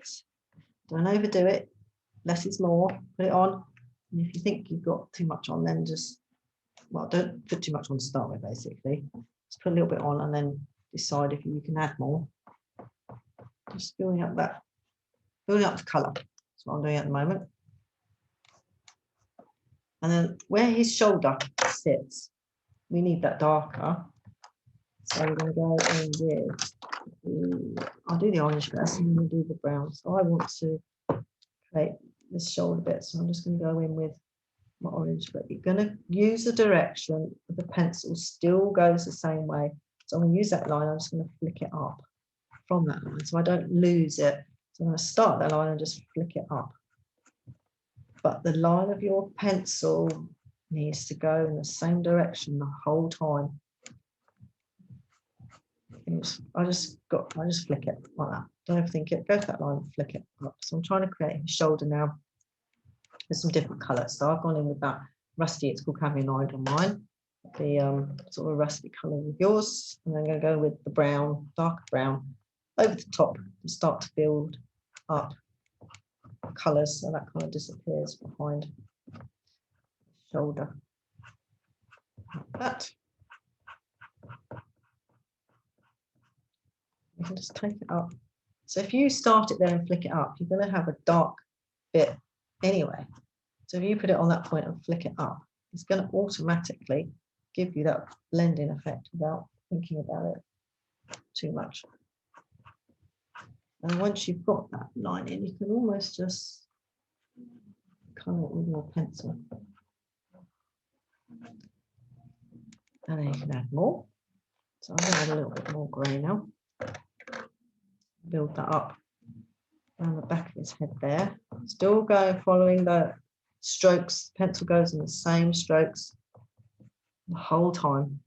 And you don't, I have got white bits on him. So under here is a bit darker because there's obviously spaces in the way, so I'm just going to give him a bit of a darker bit there, but my pencil strokes are still all going in the same direction. Put a bit of yellow ochre in now. Build that up a little bit more. You can build up the yellow ochre yellow once you've got all the other colours in, I find. It's less harsh. Some brown. Dark. And it just sort of fades off the paper, that bit there. Goes up like that. And if your grey is not grey, you can use your pencil if you want. I didn't on the picture one, but I'm going to use it on this one. But my pencil still goes in the same direction as all the other colours I put on. They all follow that direction. And that's it. That's the top of his head done. Let's get this dark bit here. Just literally put your pencil there and flick it up. There and flick it up. Like we did on the stag a long time ago now. Put it there and flick it up. Just gives you that darker bit. It's actually easier to do it like that. And if you have any little white gaps, just gently just colour them in with a pencil. That's all you need to do.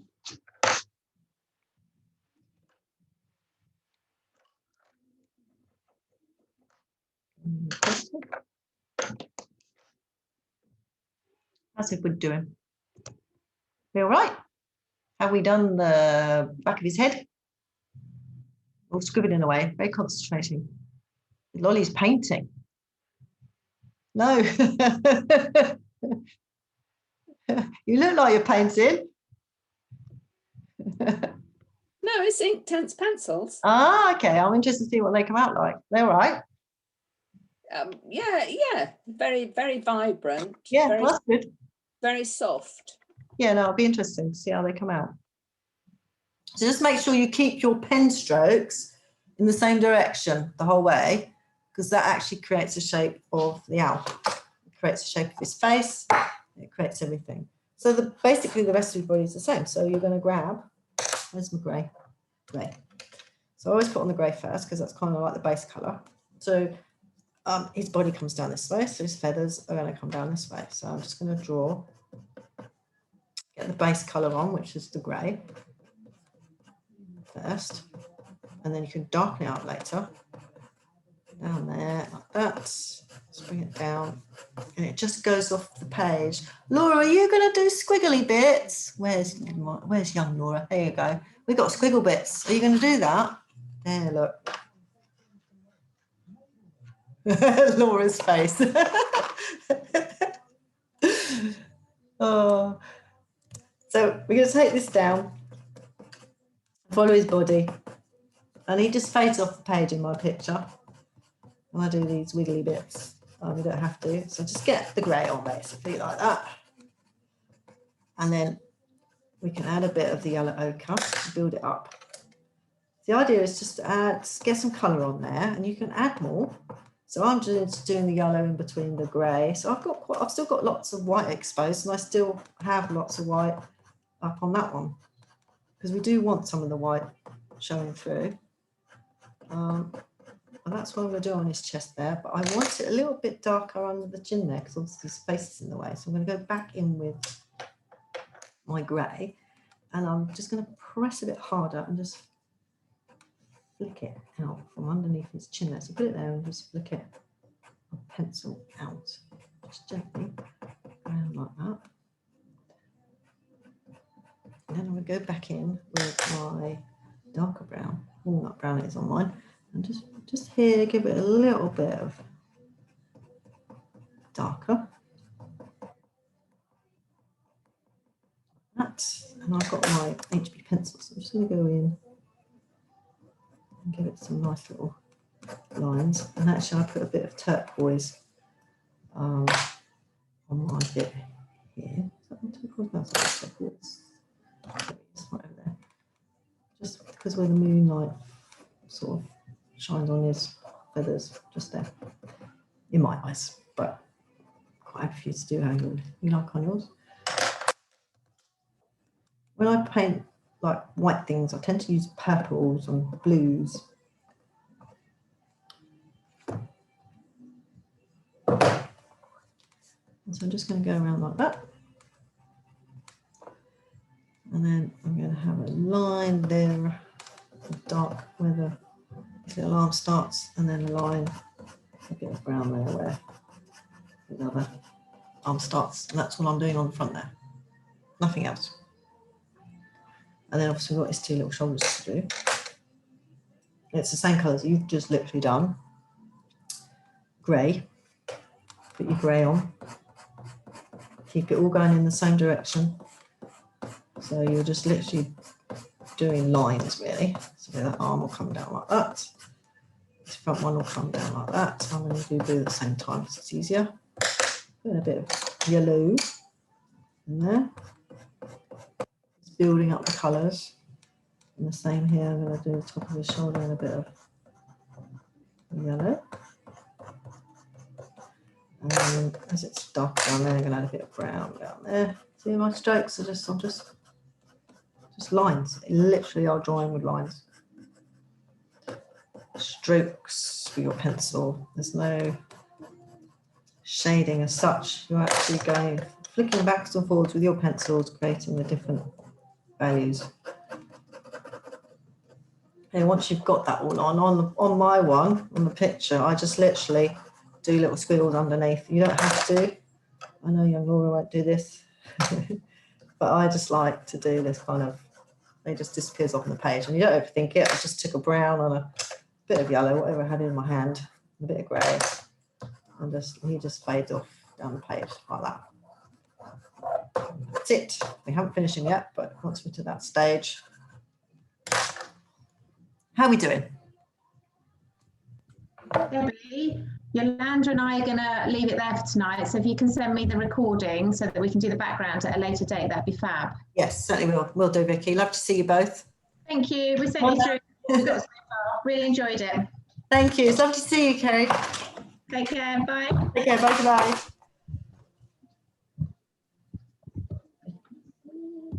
Ooh, Kerry. There's Vicky. I know there's Vicky. Oh, wow.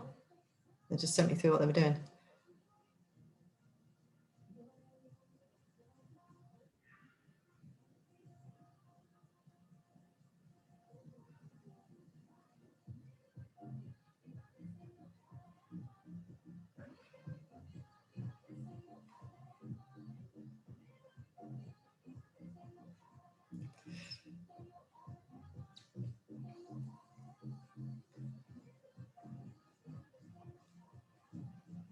Wow. Vicky's just said she's put little tufty things on her owl. Wow. It's lovely. Bless her. So how's everyone doing? Because all I've got to do is put a little bit of Uniball on now with spots. You just get Uniball. If you're worried about where you put them, obviously do it with your pencil first, but literally you're just going to give them little random spots. Do not do them too unified. Almost do them with your eyes shut, really, and then they aren't unified. We don't want them equal apart. This is kind of his little spots on his body.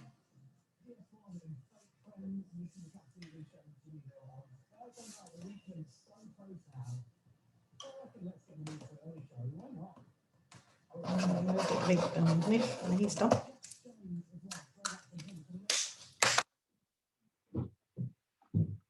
He's ready to rock and roll, and we're ready to put a bit of wax resist on the moon. You'll need your film out, your paint ready.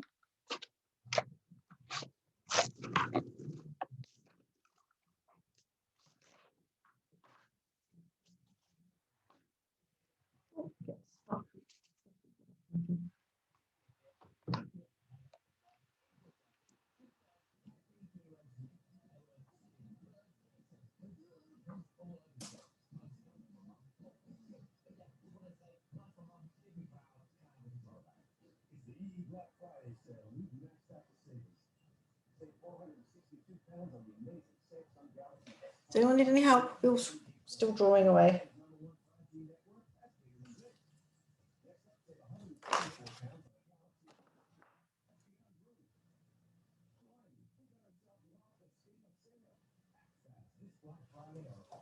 Just getting my stuff ready. Brush.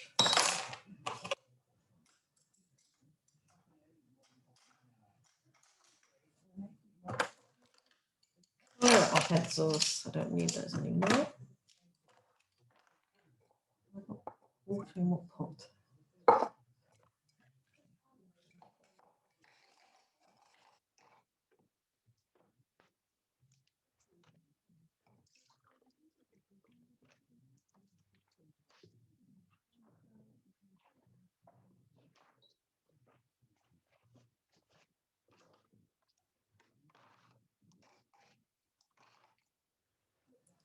That's my acrylic. There you go.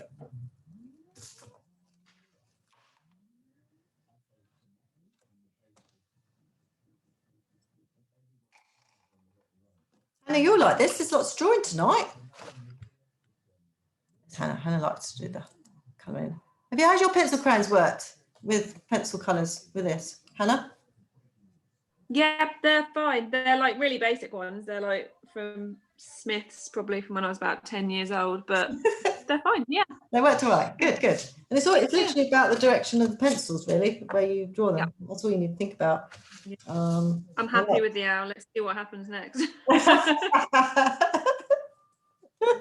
You like painting? Come on. You like painting? I attempt it. Oh, you're getting braver though. Definitely. Yeah.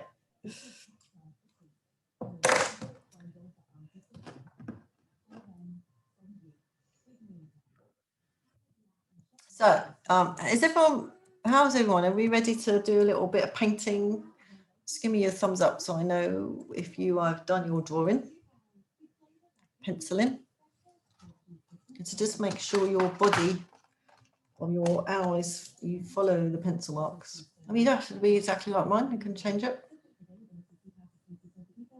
I'm just going to put a little bit of wax on the moon there. If you're waiting, you've got a bit of wax candle or something. Don't worry if you haven't, you'll just have to not paint with it, paint over it. And I just did a bit around there. That's all the wax resist we've got on there. The rest of you got not to paint over it. So that's all I did with the moon. So if you've got a bit of wax, Sarah. Yeah, sorry, where did you put it? Just that side of the moon, where the light's coming in that way. That's all we're doing today. And a little squiggle on the moon if you want. It's the only wax resist we've got going on there. So I'm going to paint the moon first with my indigo, which Hannah, with your paints, blue really, bluey, it's a bluey grey colour. Sorry, Debbie, I wasn't listening. Where did you put the wax on the moon? Just round that part there. That side. Yeah, just in the picture, it just comes, that's where the sun's making an appearance on the picture. If you haven't got wax, it doesn't matter, just don't paint it, really. And I used indigo on mine. The reason why it's easy if you've got wax is because literally you can go. So I've just literally got water on my brush here, and I'm just going to go very carefully inside that circle with my brush, like that. Very carefully up to the line there. I'm just going to add indigo in there. So where's my indigo? There he is. And I just poke my brush in the hole there, in the brush. Turn it around and get a load of indigo on it. And I'm just going to get that nice sharp edge there, moon. And you can see when I put the wax on, it won't go anywhere. And just clean my brush. So I don't want to drag the same colour across the whole picture. So I've got just water on there now. I'm just going to take the colour I've got on there and just take it to the front. Because I've put that wax candle on there, it won't let me paint on there. I'll just go there like that. And then I want it a little bit darker at the back there. It's in the, so I've just got a bit of indigo on my brush. I'm just going to put a little bit more on, go in, a little bit more on, back there. That's what I'm doing. Just watch and wait, see what happens. Clean your brush. And then just wait. That little pool there, I want to get rid of in a minute. I'm just going to wait and see what happens. Let's go in with a damp brush and move it around a little bit. Just let the paper do a bit of the work for you for a minute and just see what happens. If you're using watercolour paper, which I know Shelley will be, she had to go mixed media paper and she didn't like it. It's just down to personal choice. You will find yours will bleed a lot more, as in it will, like blotting paper in the old days, it'll. So we have to work a little bit harder on our mixed media paper. It doesn't do it as much, but it does do it a little bit. So we add a little bit of colour at the back there to get that ball shape basically you're after. Take off the excess water. Just wait and see what it does for a few seconds. And then just gently, I've got nothing on my brush, so a tiny little bit of water. I took most of it off and just move it around. That's all I'm doing with the moon. I'm not going to do any more with it. I'm just going to leave it. Does anyone want to help with their moon? Hope it looks like a ball-ish. So at the back it should be darker.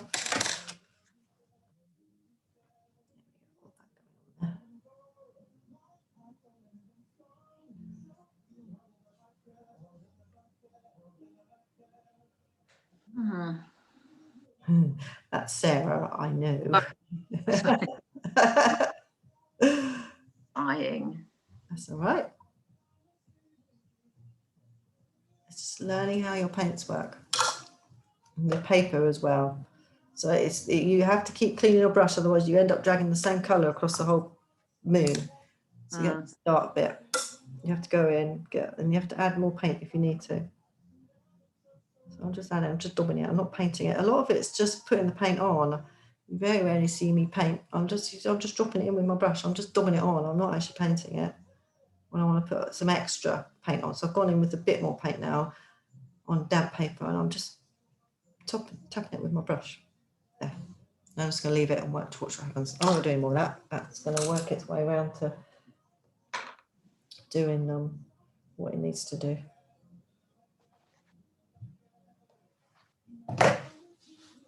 Now the background's Payne's grey. Hannah, blue with a tiny bit of brown might work, or just do it blue, really. What have you done for indigo? I'm interested. Where's Hannah?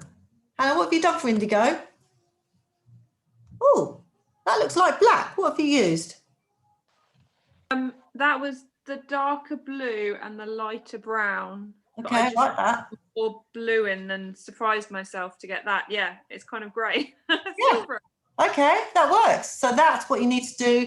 I'll do the same for the sky, just maybe slightly different hue, make it a bit Yeah, that looks nice. How do you make a lot of it? Because like literally I made enough to do the moon. Like, have you got pans like I've got? Have you got tubes? I've got pans, like this is Your little blocks, yeah. So you need to, have you got space on that palette there? So what you made, so what you've made already, just use that space, and then you've got to mix it. You'll need to mix it on your little square, basically. Okay. Right, and just do loads and loads and loads of water to try and get a lot of paint in there, I guess. Put paint on first. Okay. Lots of water, obviously the two little pans down, so you can get in, and then get them together. So don't water the paint down yet, and because you're going to put water on the paper, so the paint needs to be quite strong. Yeah. Okay, cool. Does anyone else need any help with their paints? It's difficult if you've got to mix colours. So Hannah, if you get mixing. So I'm going to go and use Payne's Grey now. You can use black or whatever colour you like really for the night sky. I'm just going to use my Payne's Grey. And I'm literally going to go in with my damp brush. So it's just got water on it now. And I'm going in round.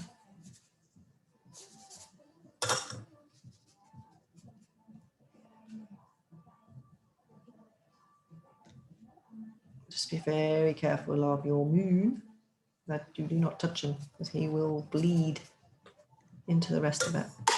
Ooh, try not to drop your paintbrush like I have. And then go around the back.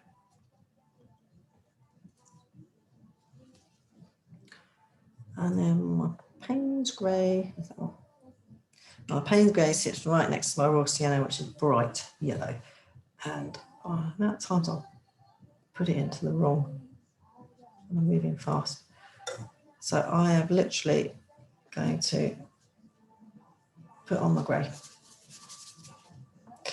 As you can see, like that. Very gently around your moon, obviously. Around the back there. Just be careful with your moon because it might not be quite dry. You can go back in later and go closer. I'm not going to touch it at the moment because it's going to probably bleed into each other and I don't want to lose that. So I'm just going to leave that at the moment.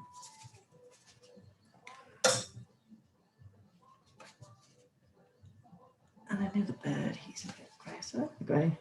There we go.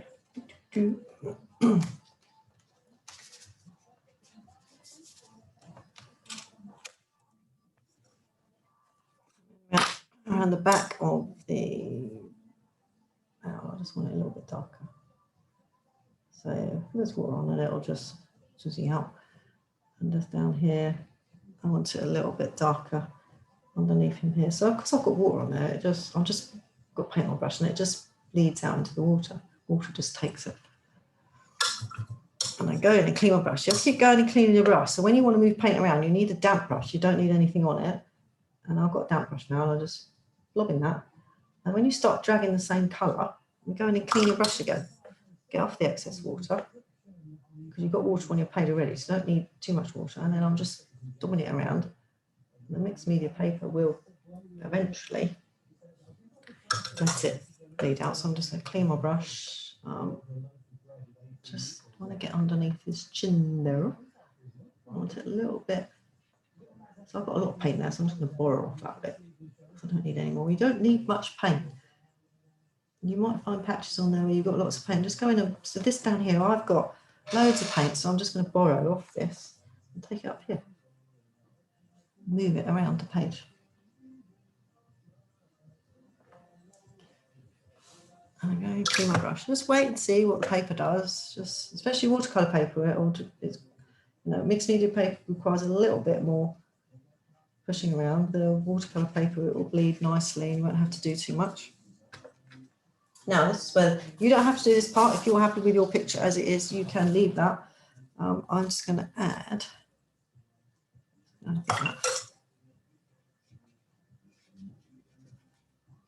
I'm going to get my cling film. I'm not putting it on the moon though. And I'm going to put it up a little bit. And I'm going place it across the whole page around my moon. So I want it on the moon. You don't have to do this whatsoever. And it's actually got to dry for a little bit. Now you see these little pockets of colour.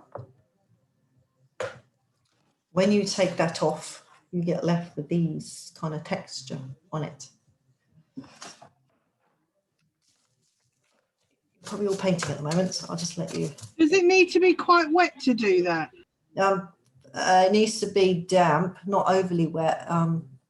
Shelley, it needs to be damp, like you would just normally paint your watercolours. Is yours quite dry? Just try it. No, it's sort of halfway. Yeah, I mean it's not overly wet. If it's too wet, it probably wouldn't work, to be fair. And then what happens? This paint dries, so this is kind of to give you like a little texture. This is how you can use texture. You scrunch it up a bit. Yeah, I'll show you with another piece. So I'll get another piece of cling film here. So just get a bit fair size and just get it and just do that with it.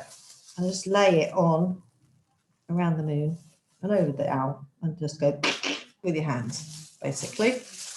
And you should have little odd shapes.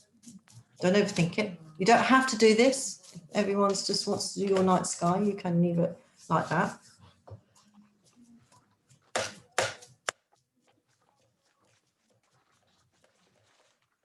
So you get it. Sorry? Sorry, I'm talking to myself. That's all right, Sarah. So yeah, I mean, this is just, you can use this on lots of things, mountains and all sorts of rocks. It gives quite a nice, unusual texture. And the one that, if you can see the dried version, you see all this here? Yeah. That's what needs, let me go up, I'm gonna focus really close. There we go.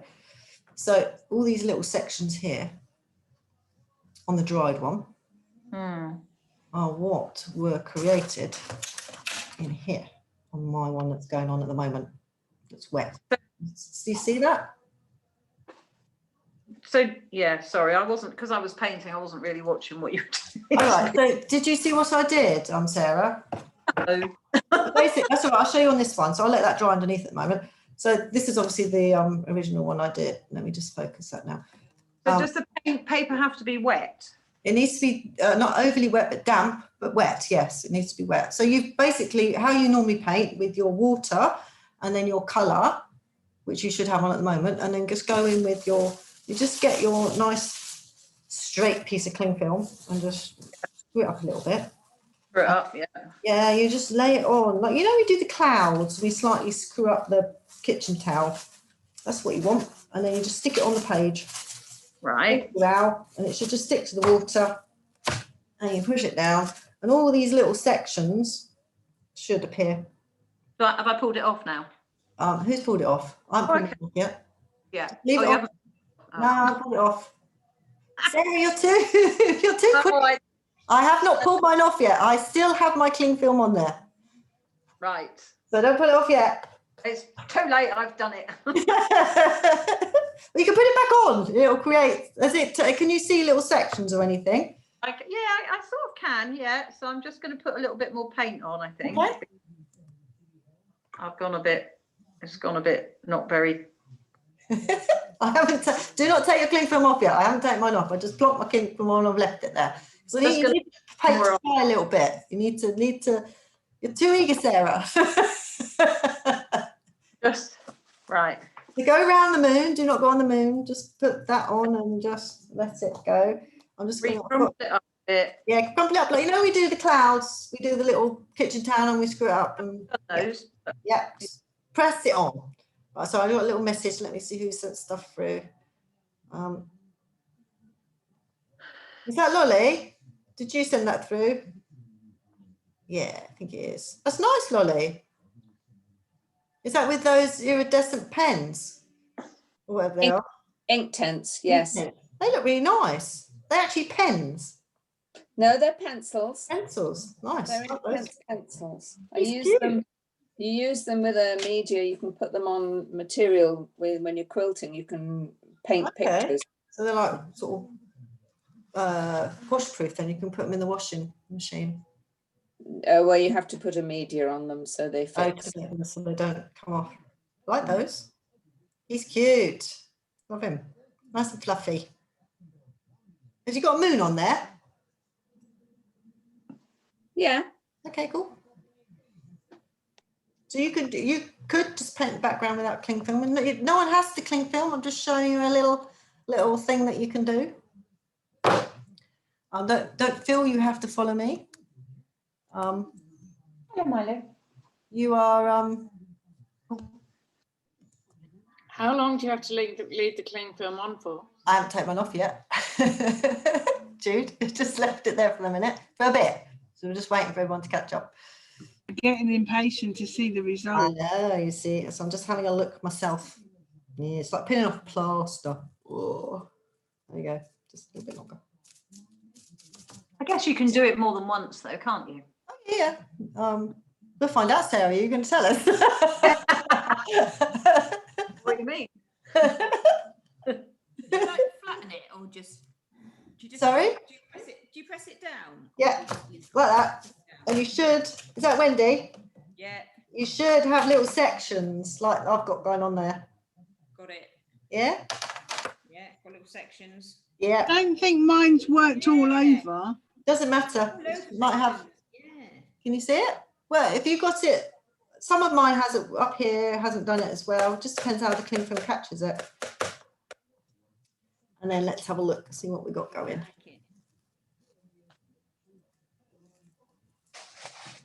So I'm peeling mine off now so you can see, because obviously mine went on first. So there we go. I don't think mine's going to look like that. Well, no, mine don't look like that. It will be different. My first one didn't look like that. Look. It just depends on the intensity that you catch in the. This is why it's quite interesting, because you get different effects depending on how much paint you put on. And this one was different. I didn't put so much paint on here, so I didn't get that intense bit there. It's just showing you little techniques that you can use on other pictures. It's almost like a, you can use it for lots of things. Just breaks up a picture, and you can't get it with, you can't do this with acrylics or oils. This is the only medium that you can do this with.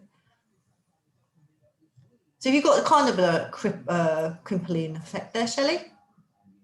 In a couple of places, but not all over. No, me, none. Who's that? Jude?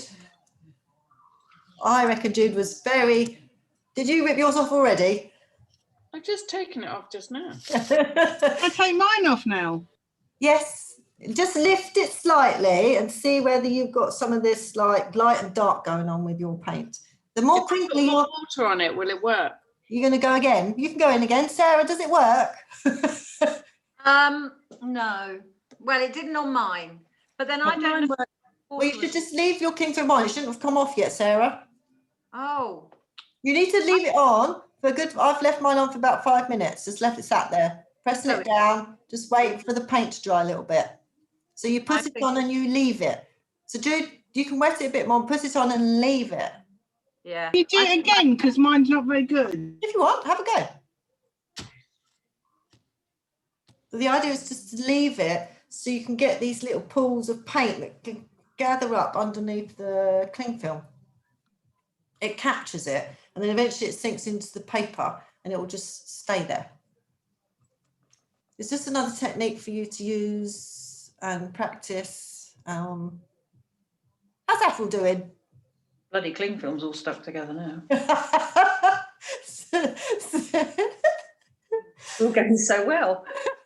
Sorry, Sarah, you just made me laugh. You'll be tied up in it. It'll be like a mummified cling film. It's finding the end of the cling film. It's a nightmare. You haven't lost it, have you? Like, oh, Well, Sarah, if the painting doesn't work out, you'll always get a job as a stand-up comedian. Oh God. Oh, you do make me laugh. But can I ask, is Sarah Charlotte's sister-in-law, can I ask for a tip for something? Sorry? Can I ask for a tip about something? So I've done the moon and I'm not very happy with how bright it is. Is there a way to You've got lighten that or take it off? What colour did you use for the sky, Sarah? I'm afraid I have absolutely no idea. Have you got black? Did you use black or something? Idea, because my pot. Okay. Everyone, leave your cling film on for a bit. Do not pull it off till I say. All right. There. Sarah. Got it back on. Okay, leave it for a minute, Shelley. Sarah, what colour did you use for the sky?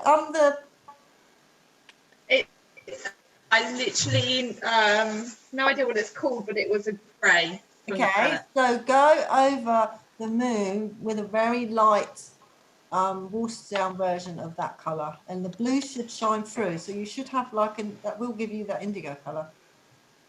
So you won't lose the blue, but it will go more like a dark nighty colour with it. So do it lightly first, and then if you have to go over it again, when it's dried slightly, go over it again. So Nicola's waiting patiently for her cling film to do its thing, I can see. This is where you can drink your wine. Wait.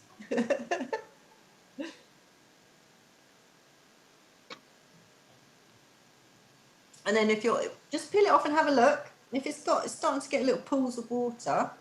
I'm not peeling it off.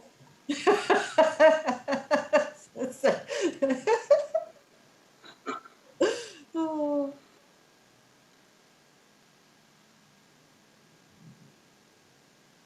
Thanks, Debbie. I'm off. It's Wendy. I shall send you a photo of the de-cling filmed article. Okay, that's brilliant. I literally, all I did was white splatty things over the top of it once it had dried a bit, Wendy. So if you've got a bit of white, or if you want to do glitter, that's all I did over the top. All right, like a little bit of acrylic just splattered on, maybe. Yeah, that's it. You just hold the brush and bang it and splat it on.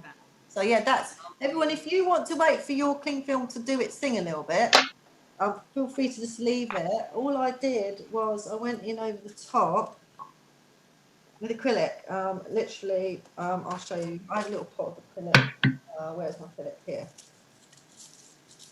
While you're waiting for your cling film to dry, I'll show you what I did. So I had acrylic. If you've got white watercolour, it used to be quite thick, but it will do almost the same thing.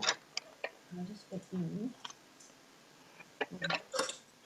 So with this, I just went with I use acrylic because it just goes to, white watercolour is a bit more opaque, so it doesn't give that nice effect.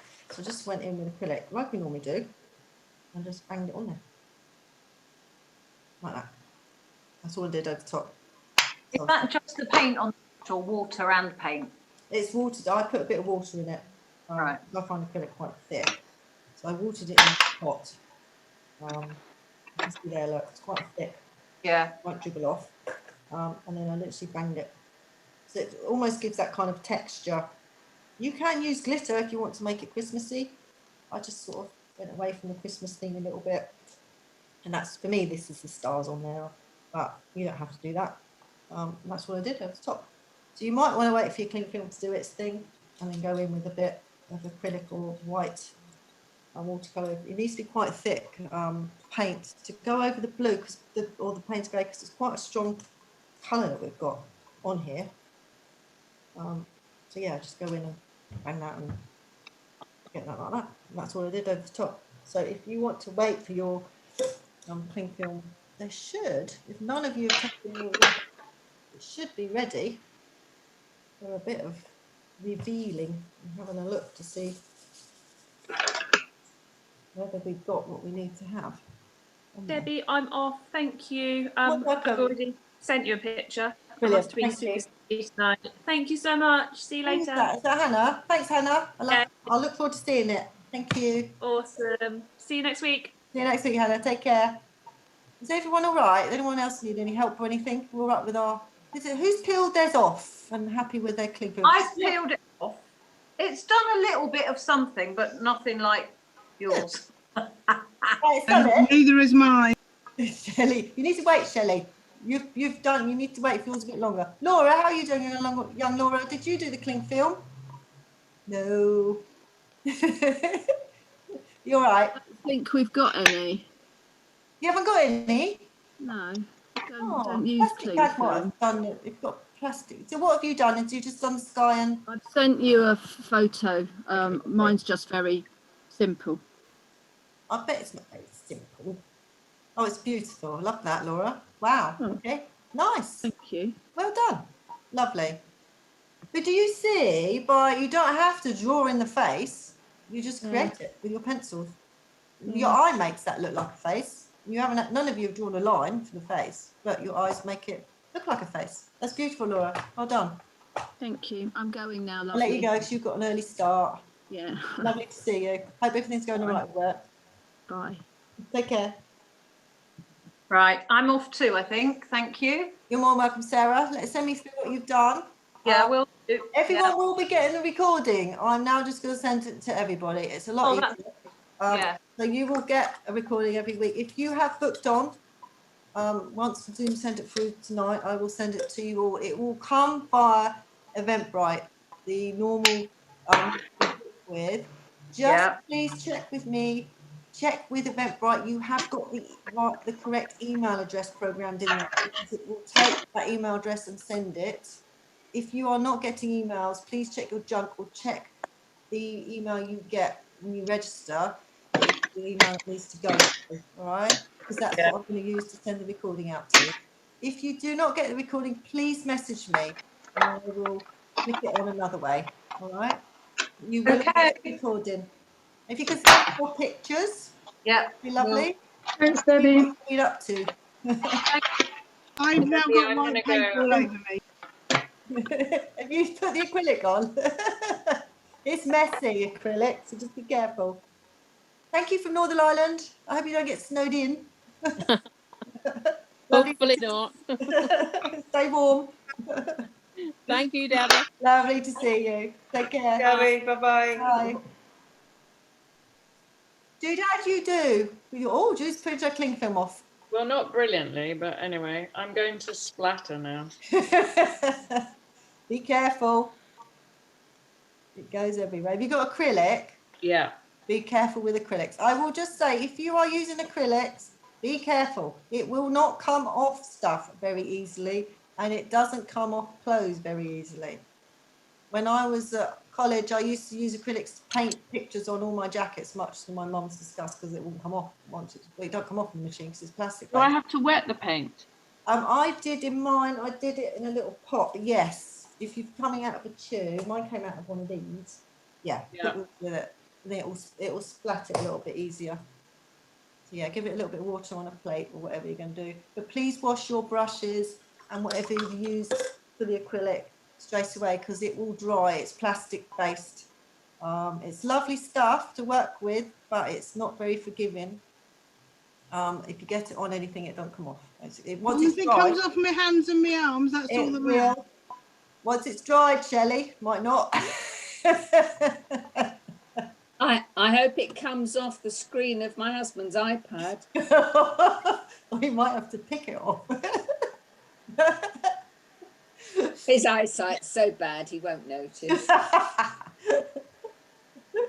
Yeah, it's lovely stuff to work with, but it can be it's very unforgiving. It will not wash off stuff once it's dry. If it's on your plate as a pile of paint, like we do watercolours, we can go in and we can reuse the paint. Once acrylic's dry, it's dry, and it will not ever be used again. That's it.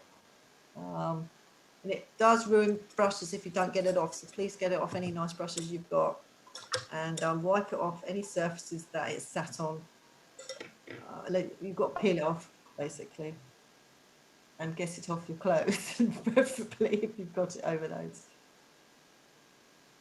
You're right, Sarah. You managed to sort your moon out. It's definitely faded in a bit. Okay, let's have a look. Oh yes, that's much darker. So I would let that dry a little bit now, and then go in maybe tomorrow morning. That might with another layer, and that'll make that a bit darker. Just need the paint to dry a little bit, I think, because it's probably quite wet now, isn't it, with the 2 layers on there? It is, yeah. So let that dry. Any tips for stopping the watercolour paper from like bending? What weight watercolour paper have you got? Have you got your pad there? Does it say the Gizms, GMS on it? Yeah, 300. So that should be all right. So I would say minimum 300. You can tape it down with masking tape. Have you got a board you're working with? I have a little clipboard with mine. I haven't, but yeah, that's a good. If you use masking tape, I would say I just take a bit off and then I just put it on my. You know when you use it to take, I use it to take cat hair off my jumper sometimes, and you just put it against your jumper to take cat hair off because it's sticky. Just do that on your trouser leg or something because it takes the tackiness off a little bit. Otherwise, it will rip the paper when you take it off. Because some masking tape can be quite, because it's used to decorate, and it can be quite vicious. Just you can just tape it on a board. I just tape mine round. I haven't got a commission. And the commission I worked on, I taped them so it stops that crinkling. The higher the GMS is, Gizms we call it, the less likely it is to crinkle. Have you used lots of water tonight, Sarah? Yes, Jude. Sorry, mate. I'll send you a picture. Yeah, you've sent it. Yes. Let me have a look. I sent mine too, Debbie. Oh, Jude. That's beautiful. I love that. I can see a little bit going on there with the cling film down here. Yeah, a little bit, yeah. Yeah. That's really nice. Love that. Okay. Thank you. It's beautiful. Thank you very much. You're all welcome. Lovely to see you tonight. Yeah, see you soon. Yeah, take care. You will get the recordings if you want to play with that. Feel free. Okay, brilliant. Bye. Love to see you. Take care. Bye. Bye. Sarah, did you put lots of water on your paper when you did the sky? Probably. That might be why it went a bit wrinkly. It should take it though. That's all right.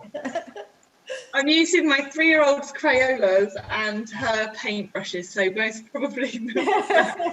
Oh, bless. So that's why I'd work with those then.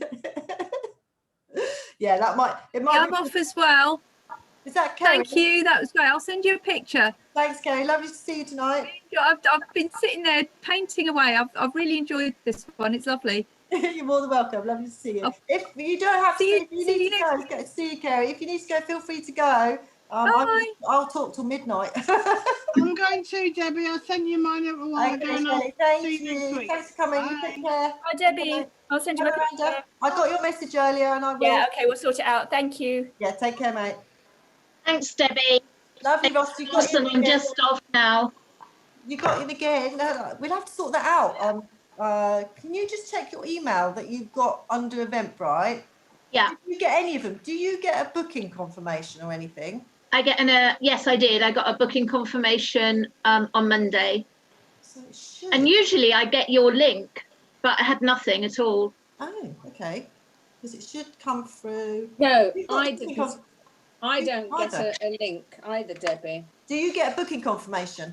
Yes. So that email address that you book your confirmation in is what Eventbrite do to generate. So maybe, Lolly, check your junk. Ross, have you checked your junk as well? No, I didn't, because I did this on, although I bought it on my phone. Normally check my main computer, but I'm doing it on my laptop.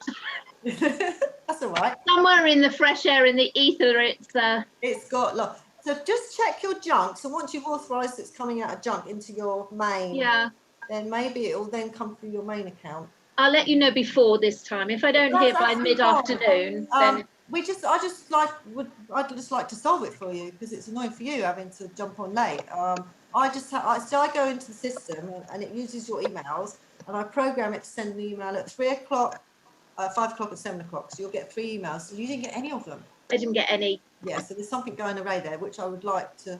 Yeah, I will do. I'll check. I'll check my emails. I'll let you know anyway. Okay, cool. And then hopefully we can sort that out. Yeah, but by all means, if it's not coming through for any reason, I do manually send a link to some of them. So if I have to do that for you, Ross, then we just do it that way. Bless your heart. Thank you so much. That's all right. Just sort it out. We just need to sort that out. Yeah, I've got a snowy owl, so I'll send you a picture. Lovely. Thank you. Thank you. Take care, mate. See you next week. See you next week. Oh, Debbie, very quickly, you know your vouchers? Yes. Have you only got the ones 1-to-1? Are you doing them for everything? I've got everything did you want? I've got one-to-one face classes. Yes, I've got one that does 12 consecutive Zoom classes. So you book, someone can do a gift to someone and book 12 classes, consecutive classes for them. It's a gift voucher. I'll send a photo of it. I've got a tangible gift voucher that you can give. Give you. Yeah. Yes. Brilliant. Thank you. You're more welcome. Love to see you. Glad you got in. Yes, so am I. Mild panic. Okay, good night. Take care. Bye. Thank you, Debbie. Hello. Thank you. Hello. Is it all right? Actually, the cling film didn't work at all, but I think that's just learning to wait a little bit longer for the pools of water and how much water to put on, but that will come eventually. Is that too much water or not enough? Probably not enough pigment paint, I would say. Right. I need more. Maybe there's not enough paint for it to, because what it does is it gathers all the paint into the little crinkles of the cling film. So maybe it needs a little bit more paint. Are you using watercolor paper or mixed media paper? Watercolor.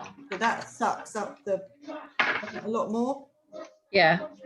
Maybe yeah, I haven't got a lot of paint on there, I don't think. Yeah, so maybe it's just a matter of putting